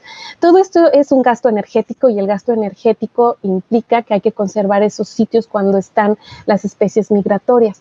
Por lo tanto, este proyecto de restauración de hábitat para colibrís basado en manejo, restauración, nos permitió establecer esta serie de sitios. Son 8 sitios en diferentes partes de la reserva que están siendo manejados por los ejidos, por la gente, y que ellos son los que desarrollan las actividades junto con para restaurar, para prevenir otros fuegos, para hacer quemas prescritas, para dejar, por ejemplo, sitios que deben de mantenerse a largo plazo, como el Almial, que es un sitio de parada muy importante para Celasphorus rufus y que abastece a una población grande antes de regresar hacia el norte. Déjenme explicarles que, por ejemplo, en este junio nosotros desarrollamos la primer quema prescripcional para crear hábitat para los colibríes. Estamos en proceso de evaluación porque, es la primera y además la más grande. Este es solo un sitio, quemamos más o menos 140 hectáreas, que fue muy, muy interesante, donde participaron muchas instituciones y cerca de 90 personas para poder realizar que con diferentes objetivos. Una es la creación de hábitat para colibríes, pero la otra también para la producción de pinos. Y bueno, nosotros lo que hemos hecho antes del incendio prescrito y después del incendio prescrito, entre todo, es pues conocer cuál es la abundancia de flores, las especies en cada uno de los sitios, porque cada sitio se le está haciendo un manejo diferente, dependiendo de lo que se necesite, y estamos siguiendo la fenología de estas flores, que es súper interesante cómo esto nos va también seguir la abundancia de los colibríes a un nivel más regional, y vemos que en algunos sitios hay especies residentes más abundantes abundantes de colibríes que de migratorias, pero hay otros sitios que también tienen a mayor abundancia de especies migratorias de colibríes. Estos todos son colibríes y es de la temporada pasada. Acá también desarrollamos otra técnica llamado velo de novia, la cual establecemos transectos de 1 kilómetro para ver la interacción planta-animal y ver qué especies están visitando cada colibrí. Y es muy, muy interesante ver esta fenología, cómo los colibríes van siguiendo a través de tiempo. Son estas hermosas Martín López, son de la última temporada, que en solo 6 meses de las 24 especies, él registró las 15 especies en campo y bueno, estuvieron las migratorias, las endémicas y las residentes y bueno, el proyecto todavía continúa y esperamos obtener mucho más información. También otra parte que es súper interesante y que es nueva para el proyecto es el identificar el recurso floral mediante carga polínica, que quiere decir que estamos cuantificando la carga de polen para determinar qué tanto visita de un colibrí. O sea, puede haber que una especie tenga diferentes especies de polen, pero estamos midiendo la carga polínica por tipo. Y bueno, también algo que es súper lindo es que todos estos resultados los queremos aplicar. Estamos haciendo talleres internacionales para capacitación, estamos haciendo los festivales en la comunidad donde hacemos todo este bello trabajo y que, bueno, tiene su parte de educación ambiental, de concientización, para que este sueño no sea un sueño guajiro, sino se haga realidad. Y bueno, todavía nos falta mucho más para conservar, nos falta implementar más trabajo colaborativo para conocer los ciclos de vida de las diferentes especies, identificar las amenazas principales a largo de su ciclo de vida, investigar sobre su biología y ecología. Y como decían ahorita mis compañeros, de conocer nuevos métodos emergentes de tendencias en eBird, Motus, GSM, radiotelemetría, porque en Colibríes no hemos desarrollado todo esto, pero creo que nuestros compañeros tienen cosas muy prometedoras y me gusta. Pues muchísimas gracias por dejarme participar. Este es el equipo actual, el que está en medio, y le agradezco a Bill Calder, que el profesor de la Universidad de Arizona, quien fue el que me introdujo a todo este bello panorama en 1990, que aquí yo estoy súper jovencita. Muchas gracias. Justo a tiempo, vamos a pasar a la siguiente presentación, pero quédate para la sesión de preguntas. Sigue ahora Kashmir Wolf en Veracruz, Río de Rapaces. Kashmir, ¿estás por acá? ¿Puedes compartir tu pantalla? ¿Qué tal? Por aquí estamos.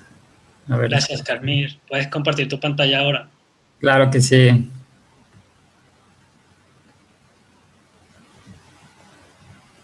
Ya nada más me confirmas. Sí, se ve bien. Perfecto. Pues bueno, yo les voy a hablar del Veracruz Río de Rapaces, este proyecto emblemático pues, que tenemos en el estado de Veracruz, en México, y pues es conocido internacionalmente como el lugar donde más aves rapaces se pueden observar durante una temporada otoñal, y ya lleva varias décadas realizando este monitoreo. Y bueno, hablando de la historia, pues esto surge desde antes de los 90s, donde empiezan a generar algunas observaciones importantes dentro de la área donde se encuentran los observatorios de Pronatura. Y ya después, entre el 91 y el 94, ya con unas alianzas entre Hawk Mountain Sanctuary y Hawkwash International, se empezó ese estudio de saber dónde era, en un gradiente desde que iba de la costa hacia las montañas, el sitio donde más aves se podían observar, ¿no? No se desconocía realmente qué tanto podía pasar. Y bueno, algo que ya quizás muchos saben, pero bueno, las aves estas que vienen migrando, que contamos en el río de Rapaces, que son principalmente las rapaces, tratan de evitar cuerpos de agua grandes, como lo es el Golfo de México. Y entonces, ¿qué pasa en México? Tenemos una topografía, como pueden ver en la imagen, tenemos la Sierra Madre Oriental, ¿no?, que genera esa barrera geográfica, ¿no? Es un muro, y la parte plana, la parte llana de lo que ya viene siendo la planicie costera, se convierte en una fábrica de termales, estas corrientes de aire ascendente, que hace que las aves simplemente vayan moviéndose entre una termal y otra para reducir el gasto energético mediante el no aleteo, ¿no? Entonces, así es como ellas vienen desplazándose, y las condiciones climáticas hacen que esa zona sea excelente para su migración, ¿no?, para viajar de forma segura. Y bueno, y se va haciendo más angosto, como pueden ver, hasta donde ven el logotipo del Veracruz Río Rapaces, que es donde están nuestras estaciones de conteo, ¿no? Entonces, ese cuello de botella congrega una gran diversidad y una, pues, alta abundancia de individuos. Y nosotros, al otro lado de la sierra, es donde las contamos. Y aquí les voy a mostrar.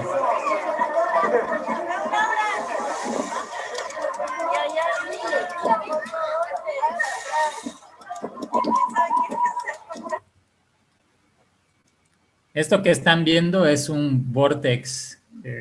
Es cuando las aves están concentradas, están tomando una termal, migran están moviéndose más bien en todos los sentidos, y ahí pueden ver algunas que se van desplazando en línea recta, ¿no? Hay distintas alturas, en fin.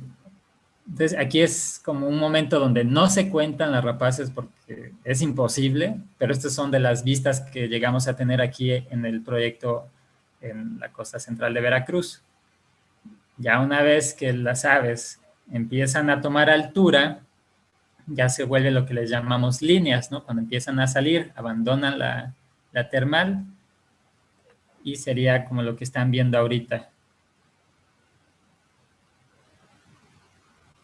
¿no? Este es un grupo que fue tomado a través del telescopio, ¿no?, para poder captar la amplitud que tiene esa línea, ¿no? Esta línea son 50 segundos y más o menos son 5.500 individuos, ¿no? Para que tengan una idea de en cuánto tiempo se puede perder información o obtenerla, ¿no? Son momentos muy, pues de mucho estrés quizás en algunos momentos. Y bueno, ¿cómo viene la migración? A veces nos preguntan, oye, ¿y qué temporada o qué fecha nos recomiendas para observar? Pues bueno, como tienen su temporalidad estas especies a la hora de migrar, nosotros aquí pueden ver en agosto, ¿no?, a inicios del gráfico, allí se presenta la migración del Milano de Mississippi. Posteriormente, después del 20 o mediados de septiembre, hasta casi finales de septiembre, es cuando ya tenemos flujos constantes de aguililla de alas anchas, ¿no?, el Platypterus, pero a principios o finales de octubre es cuando más vamos a ver de ellos, ¿no? Y posteriormente ya empieza a disminuir su abundancia. Y a la par, mientras ellos empiezan a bajar en números, empiezan a aumentar las aguilillas de Swainsonii, ¿no? Posteriormente, ya por ahí del 15, ya no tardando, vamos a empezar a ver menos grupos de Swainsonii y vamos a empezar a ver más grupos del Zopilote aura, ¿no?, del Cathartes aura. Y para que tengan una idea, en promedio llegamos a contar de Ictinia mississippiensis entre 150,000 y 300,000 individuos, ¿no? Esta temporada llevamos ya los 300,000. De aguililla de alas anchas también va de 1.200.000 a 1.500.000. Ha habido años con un poquito más. De Swainsonii, ¿no?, también entre los 500 y los 700,000 individuos, ¿no? Y este particularmente tiene su migración un 50% llega a pasar en 9 días tan solo. O sea, es muy corta. Y para el caso de Catartes aura, tenemos casi los 2 millones, ¿no? Son de los individuos más abundantes que forman ese 95%, ¿no? Lo que hace este proyecto es monitorear ese pulso para al menos estas 4 especies, ¿no? El pulso poblacional, pues, total, ¿no? En esta temporada. Y aquí les muestro lo que llevamos, por ejemplo, para esta temporada, ¿no? Las cifras más altas, ¿no? Lo más relevante. Pueden ver, aquí, ojo, esto solo pertenece al observatorio de Chichicaxtla, ¿no? Por cuestiones de la pandemia tuvimos que cerrar Cardel. Pero bueno, esto sí, aquí podemos ver, de platíteros ya van 700,000, de Catartes aura ya casi vamos en 350,000, lo que les mencionaba del Mississippiensis, de Swainsone ya van 150,000, de rapaces no identificadas, porque pues obviamente no podemos identificar todo, pues ya casi estamos llegándole por ahí de los 100,000 individuos no identificados. Y de otras especies que también monitoreamos, como la cigüeña americana o las aningas, pues ahí pueden ver, ¿no? Ya llevamos 23,000 de cigüeña y 11,000 de aningas. Más aparte, llevamos el registro de otras migrantes, ¿no? Hasta, por ejemplo, el chipe amarillo, la Cetófaga petequia. Y respecto al pajareo, ¿no? Ahorita estamos en la semana donde podemos observar las aves migrando, ¿no? El observatorio de aves, desde antes de que existiera la construcción como tal, pues ha fungido como un sitio donde gente, escuelas, etcétera, pueden ir, pueden observar, pueden aprender, se les presta equipo, ¿no? Tenemos equipo donado de óptico, ¿no? Que pueden hacer uso. También todas nuestras observaciones, tanto del sitio de Chichicaxtla como del Hotel Bienvenido en Cardel, todas las subimos a eBird, ¿no? Y pueden ver que estos sitios, pues aunque sea desde un solo lugar donde se realizan las observaciones, hemos tenido un importante aporte de especies, ¿no? Entonces ahí podemos ver 254 especies para Chichicaxtla, de hecho ya van 256, y para el Hotel Bienvenido de 212. Y también alrededor de la zona, ¿no? Esto es algo interesante o bonito de Veracruz cuando es la temporada de migración, que hay muchos lugares donde podemos ver aves migrando, muchas paserinas, podemos ver un montón de golondrinas migrando, también podemos ver las impresionantes formaciones que hacen estas columnas que les llamamos vortex, ¿no? De las aves rapaces migrando, ¿no? Entonces hay sitios donde podemos hacer aviturismo o simplemente ir a pajarear con los amigos, ¿no? Tenemos instalado pues al menos una plataforma en una zona que se llama Cansaburro, donde se pueden llegar a observar pues, bastantes aves de una manera cómoda, segura, ¿no? Por ejemplo, tenemos unas vistas a veces increíbles, ¿no? Del halcón huaco, las vistas del Pico de Orizaba, ¿no? Esta montaña más alta de México. Otra importante característica de esta zona central de Veracruz es de que contamos con zonas arqueológicas, ¿no?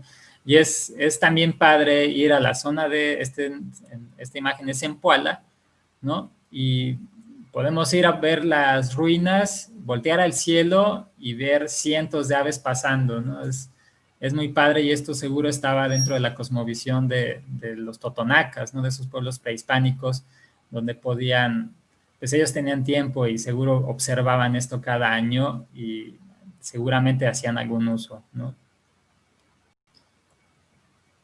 Y bueno, también contamos con especies endémicas en la zona, ¿no? Como el Dorica elisa. Y bueno, hay vistas de rapaces, ¿no? Muy padres ahí desde el mismo observatorio o desde algunos sitios que tenemos ya ubicados, ¿no? En las montañas, donde podemos ver a las aves de cerca, ¿no? Aquí algunas vistas cerca del observatorio, ¿no? Últimamente hemos plantado algunos árboles que son frutales, creo que se llama en inglés como cereza jamaiquina, más o menos. Es una semilla que bueno, es un fruto, ¿no? Muy dulce, del cual las aves se alimentan. Entonces, posteriormente estaremos pues, ahí documentando, ¿no? Las aves que van llegando ahí cerca de estos sitios, tanto pues, residentes como migratorias. Y otro importante tema, pues es el involucrar a la gente, a la sociedad y trabajar con propietarios, ¿no? Esto es algo muy importante que ProNatura ha hecho desde hace muchos años ya, de estar promoviendo áreas privadas de conservación, donde el propietario se compromete a conservar una porción, ya sea total, parcial, de su predio, ¿no? Entonces, es algo muy, muy padre, ¿no? Esta parte que podemos promover, hacer educación, ¿no? El observatorio, cuando está de forma abierta, ¿no? Como años anteriores, pues ofrecen talleres para niños de la comunidad, vienen incluso niños de otros pueblos, incluso más lejos, ¿no? Esto es algo muy, muy interesante. Y algo que pues es bueno rescatar, ¿no? El trabajo de ProNatura pues ha ubicado, ayudado a concertar estas áreas protegidas, ¿no? Protegiendo hasta la fecha más de 30,000 hectáreas, ¿no? Más de 70,000 acres. Entonces es una labor de estar trabajando con la gente y no aflojar, ¿no? No aflojar el paso. ¿Y dónde nos pueden seguir? Esto pues está libre, ¿no? Nos pueden seguir en tiempo real. Aquellos que quieran saber, pues no sé, estaría bueno saber cuánto llevan en el conteo. Ahí en la página de www.duncadu.org, en Explore, ahí van a ubicar esta red de sitios que están dados de alta, donde están metiendo datos en tiempo real. Ustedes pueden entrar a ese portal y ver lo que llevamos contando hasta los minutos o segundos, ¿no? Anteriores. Y visitar el Facebook del Veracruz Río de Rapaces, ¿no? Donde ahí también pasamos pues, algunas notas o compartimos noticias relevantes sobre las aves. Y visitar la página pronaturaveracruz.org o veracruzrioderrapaces.org. Y también los invitamos porque vamos a tener nuestro Festival de las Aves. Esto era algo que llevamos haciendo ya desde pues, 9, ya van, sería el 9º, ¿no? Donde llega gente de muchos lugares cercanos.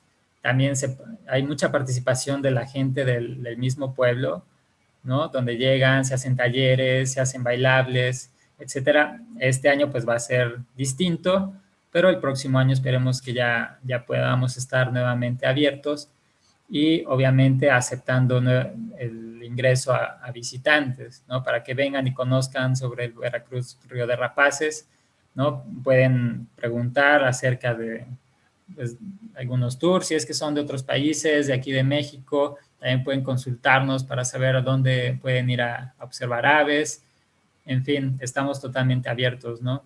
Aquí en el observatorio de aves, por el momento va a estar cerrado, pero el próximo año esperemos que ya esté todo normal nuevamente. Entonces les agradezco por haber atendido esta charla y que haya sido de su agrado. Muchas gracias, Kashmir. Increíble ese lugar en donde trabajas, de verdad. Río de Rapaces, sí. Quisiera pedir a los presentadores anteriores y a todos los que todavía nos mantienen aquí a nuestra última sesión de preguntas. Acá vamos a alternar entre inglés y español, pero recuerden que tenemos una traducción. Ajá. Bárbara, Sheila están también por acá. Listo. Por acá tenemos una pregunta para la profesora Saraí Contreras. La primera dice, nos gustaría saber cómo es la relación de capacitación entre los gobiernos y otros proyectos en América Latina con los colibríes. Sí, muchísimas gracias por la pregunta.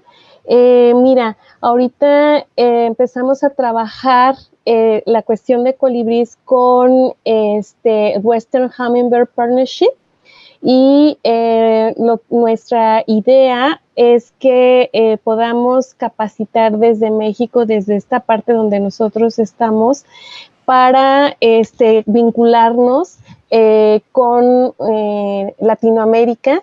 Y bueno, ya empezamos a hacer un cáliz con Venezuela. Aquí está Miguel, que fue como de nuestros primeros participantes de Latinoamérica.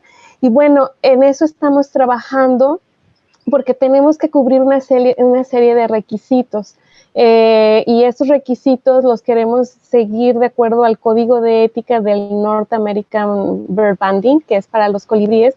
Y bueno, va poco a poco y pues quiero anunciarles que próximamente vamos a tener en marzo un taller internacional de capacitación y que en esta ocasión queremos incluir más latinos para que vayamos abriendo como las puertas, tratar de buscar financiamiento y poco a poco nos vayamos pues colaborando, ¿no? Porque como Miguel, que también siempre ha estado muy interesado en esto, pues podamos tener diferentes sitios después donde replicar la experiencia.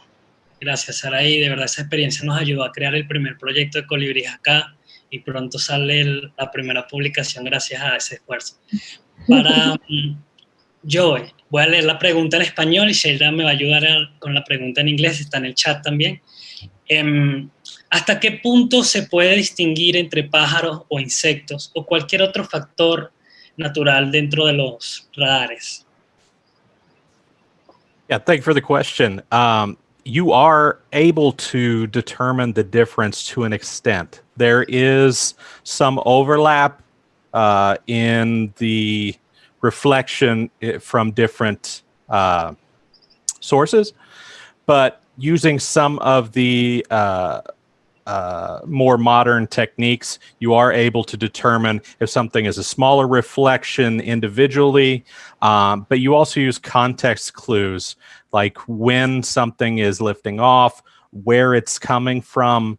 There's a lot of additional methods other than just looking at the reflection that you can use to determine if it's a bird or a bat or an insect or just debris in the air.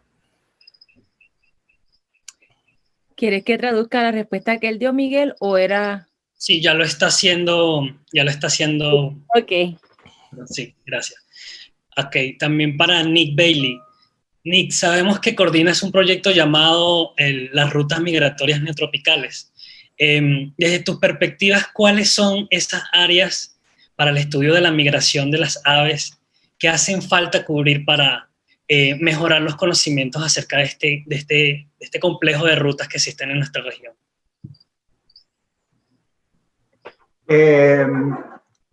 Chévere la pregunta. Pues todavía falta previamente estudiar muchas diferentes áreas. En ese proyecto empezamos con la meta de trabajar en 6 diferentes países, que era Colombia, Panamá, Costa Rica, Nicaragua, Honduras y Belice. Estamos casi llegando a final de cómo hacer censos a lo largo de esos 6 países, pero cada vez que salen nuevos estudios con transmisores, con diferentes tecnologías, nos damos cuenta que hay otras zonas donde deberíamos estar trabajando.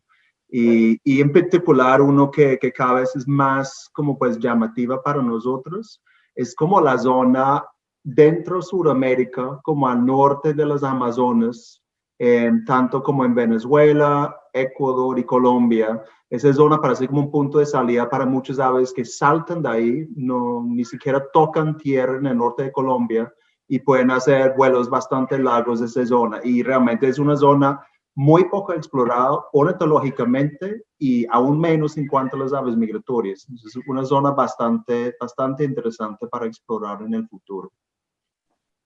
Muchas gracias por esa respuesta. También se refiere a un complejo de montañas que se llaman las Guayanas Shield o los Tepuyes, que están entre también Venezuela, las Guayanas, que tienen también las mismas condiciones climatológicas de los Andes, así que es muy interesante que también hay las mismas especies que en estas latitudes similares. Para Kashmir, tenemos una pregunta. Kashmir, este evento que es realmente impresionante en términos de la cantidad de individuos que se están moviendo. Representa también aspectos positivos y negativos para las personas y las comunidades. Hablaste de que muchos han aprovechado esto como una alternativa al turismo y eso también favorece el programa de conservación. Pero ¿cuáles han sido los retos más difíciles que han experimentado en la estación Río de Rapaces en cuanto a trabajar con las rapaces y las comunidades? Sí, creo que de los retos más ha sido realmente llegar a la gente con esa idea de presta atención a la naturaleza, ¿no? Creo que esa parte de la educación ambiental quizás puede ser distinta en otros sitios, quizás similar, pero tratar de llegarle con una idea diferente a la persona que ha vivido ahí toda su vida es complicado, pero como dicen, haciéndolo constante y ir caminar, como dicen, de la mano con el propietario, ¿no? Mostrarle y decirle, mira esta flor, mira este colibrí, mira esta planta. Es increíble la cantidad de gente que te dice, wow, ¿a poco eso estaba en mi terreno? ¿No? Entonces, simplemente es trabajo, ¿no? Es labor, ¿no? A donde quiera que vamos, les hablamos, les mostramos, tratamos de siempre estar ahí con el chip de concientizar, ¿no? Entonces, creo que lo más, digamos, lo más difícil es convencer a la gente de que cambie un poquito sus costumbres y después ellos mismos pues agradecen, ¿no? Entonces es bonito cuando ya aceptan y dicen, no, pues sí quiero donar o dejar de mi terreno que son 10 hectáreas, quiero que sean 5 para protección, ¿no? Entonces ya nosotros les ayudamos con las gestiones, que a veces ha sido también un poquito otra parte compleja, ¿no? Trabajar con gobierno porque les empezamos a saturar su sistema, ¿no? Empezamos a meter muchas hectáreas a protección y digamos que no se daban abasto con nosotros. Interesante. Y sobre todo, una experiencia personal que he vivido en Venezuela cuando veo la migración de los paserinos. Siempre al final de la migración, después de que hay como un gran grupo, vienen los rapaces persiguiéndolos como de alguna manera buscando su comida, ¿no? Persiguiendo su comida. Es un río de rapaces, ¿cómo ocurre? Que los paserinos, ¿qué se hacen con esa cantidad de rapaces que ocurren ahí? Fíjate, es algo interesante. Las paserinas normalmente, pues, bueno, vienen migrando de forma distinta, ¿no? Principalmente migran de noche, pero las horas de forrajeo más intensas que hemos llegado a, por ejemplo, hubo un año que contamos como 800 chipes amarillos, el reinita amarilla, la petequia, se toca petequia, y fueron en menos de una hora, ¿no? Y todas van pasando prácticamente a ras de los árboles o debajo de las copas, mientras que las rapaces ellas empiezan pues a mayor altura. Pero algo muy interesante sucede en el caso de la ictinia de Mississippi. Las libélulas empiezan a migrar también en agosto y los Mississippis vienen detrás de ellas, ¿no? O sea, vienen con esa migración a la par. Y entonces es increíble ver en las mañanas grupos grandes de Mississippis alimentándose, hacen unas acrobacias pues padrísimas, ¿no? Y ahí los vemos comiendo libélulas sobre el pueblo, sobre cardel, en fin, es la parte más, digamos, divertida de la migración, ver estos grandes enjambres de libélulas siendo perseguidos por grandes parvadas de milanos, ¿no? Interesante, muy interesante. Sheila, ¿tienes alguna pregunta por acá también? Que era siguiendo esa línea, es a ver cómo, y esto lo puede contestar cualquiera de los ponentes, ¿verdad? Cómo están conectando esa información que tienen del tiempo de migración con el tiempo de la fenología de los recursos de alimento de las aves. No es para nadie en específico, sí, pero... Fíjate que ahí hemos notado que hay cambios entre por ejemplo, lo que nosotros podemos observar de migración de insectos que es, hemos notado inclusive avispas migrando, ¿no? Desplazándose, pues puede ser que no estén migrando, pero tienen un comportamiento como tal. Mariposas, estas amarillitas, el género es Phoebe. Y obviamente las libélulas. Con las libélulas hizo un estudio de más o menos 5 años y llegamos a detectar que no siguen como un patrón muy específico, aunque sí están estos grupos que se mueven en agosto, pero de ahí tenemos picos que se mueven en octubre, o otros años se mueven en noviembre. Entonces va un poco errático, digamos.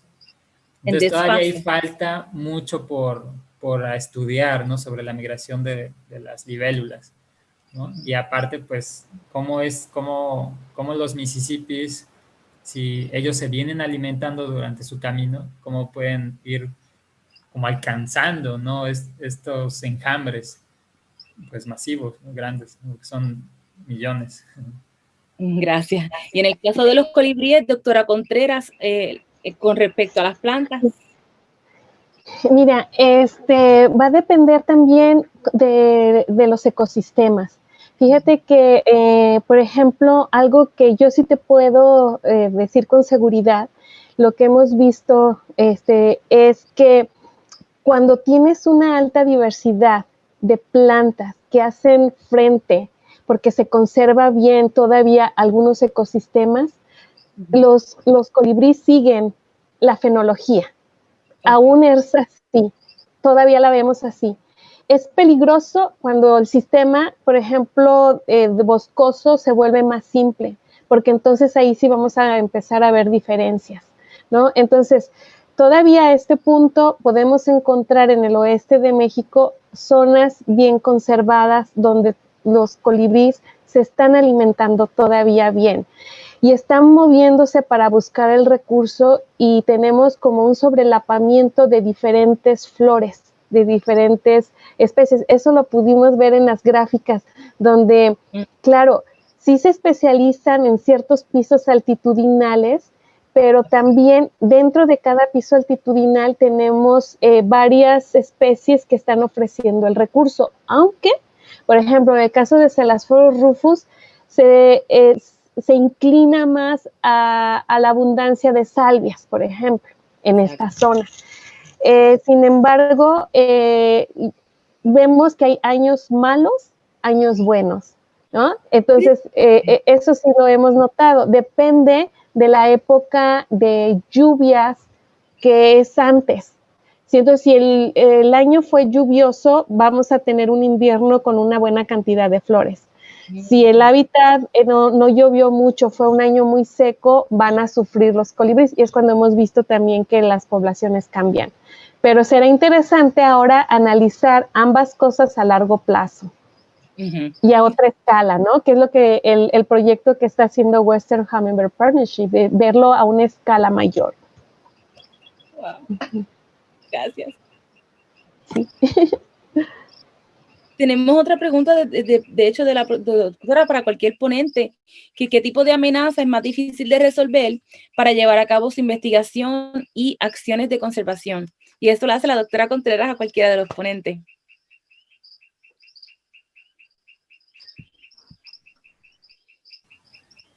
Híjole, pues en Veracruz tenemos ahí el tema de la agricultura, ¿no? Que es difícil hacerles cambiar sus prácticas, desde los pesticidas, etcétera, ¿no? Porque a veces los mismos ejidos te dicen, pues es que si solo tengo 2 hectáreas y la forma en que lo trabajo me produce tanto, si yo lo hago de otra manera, no me va a dar para vivir, ¿no?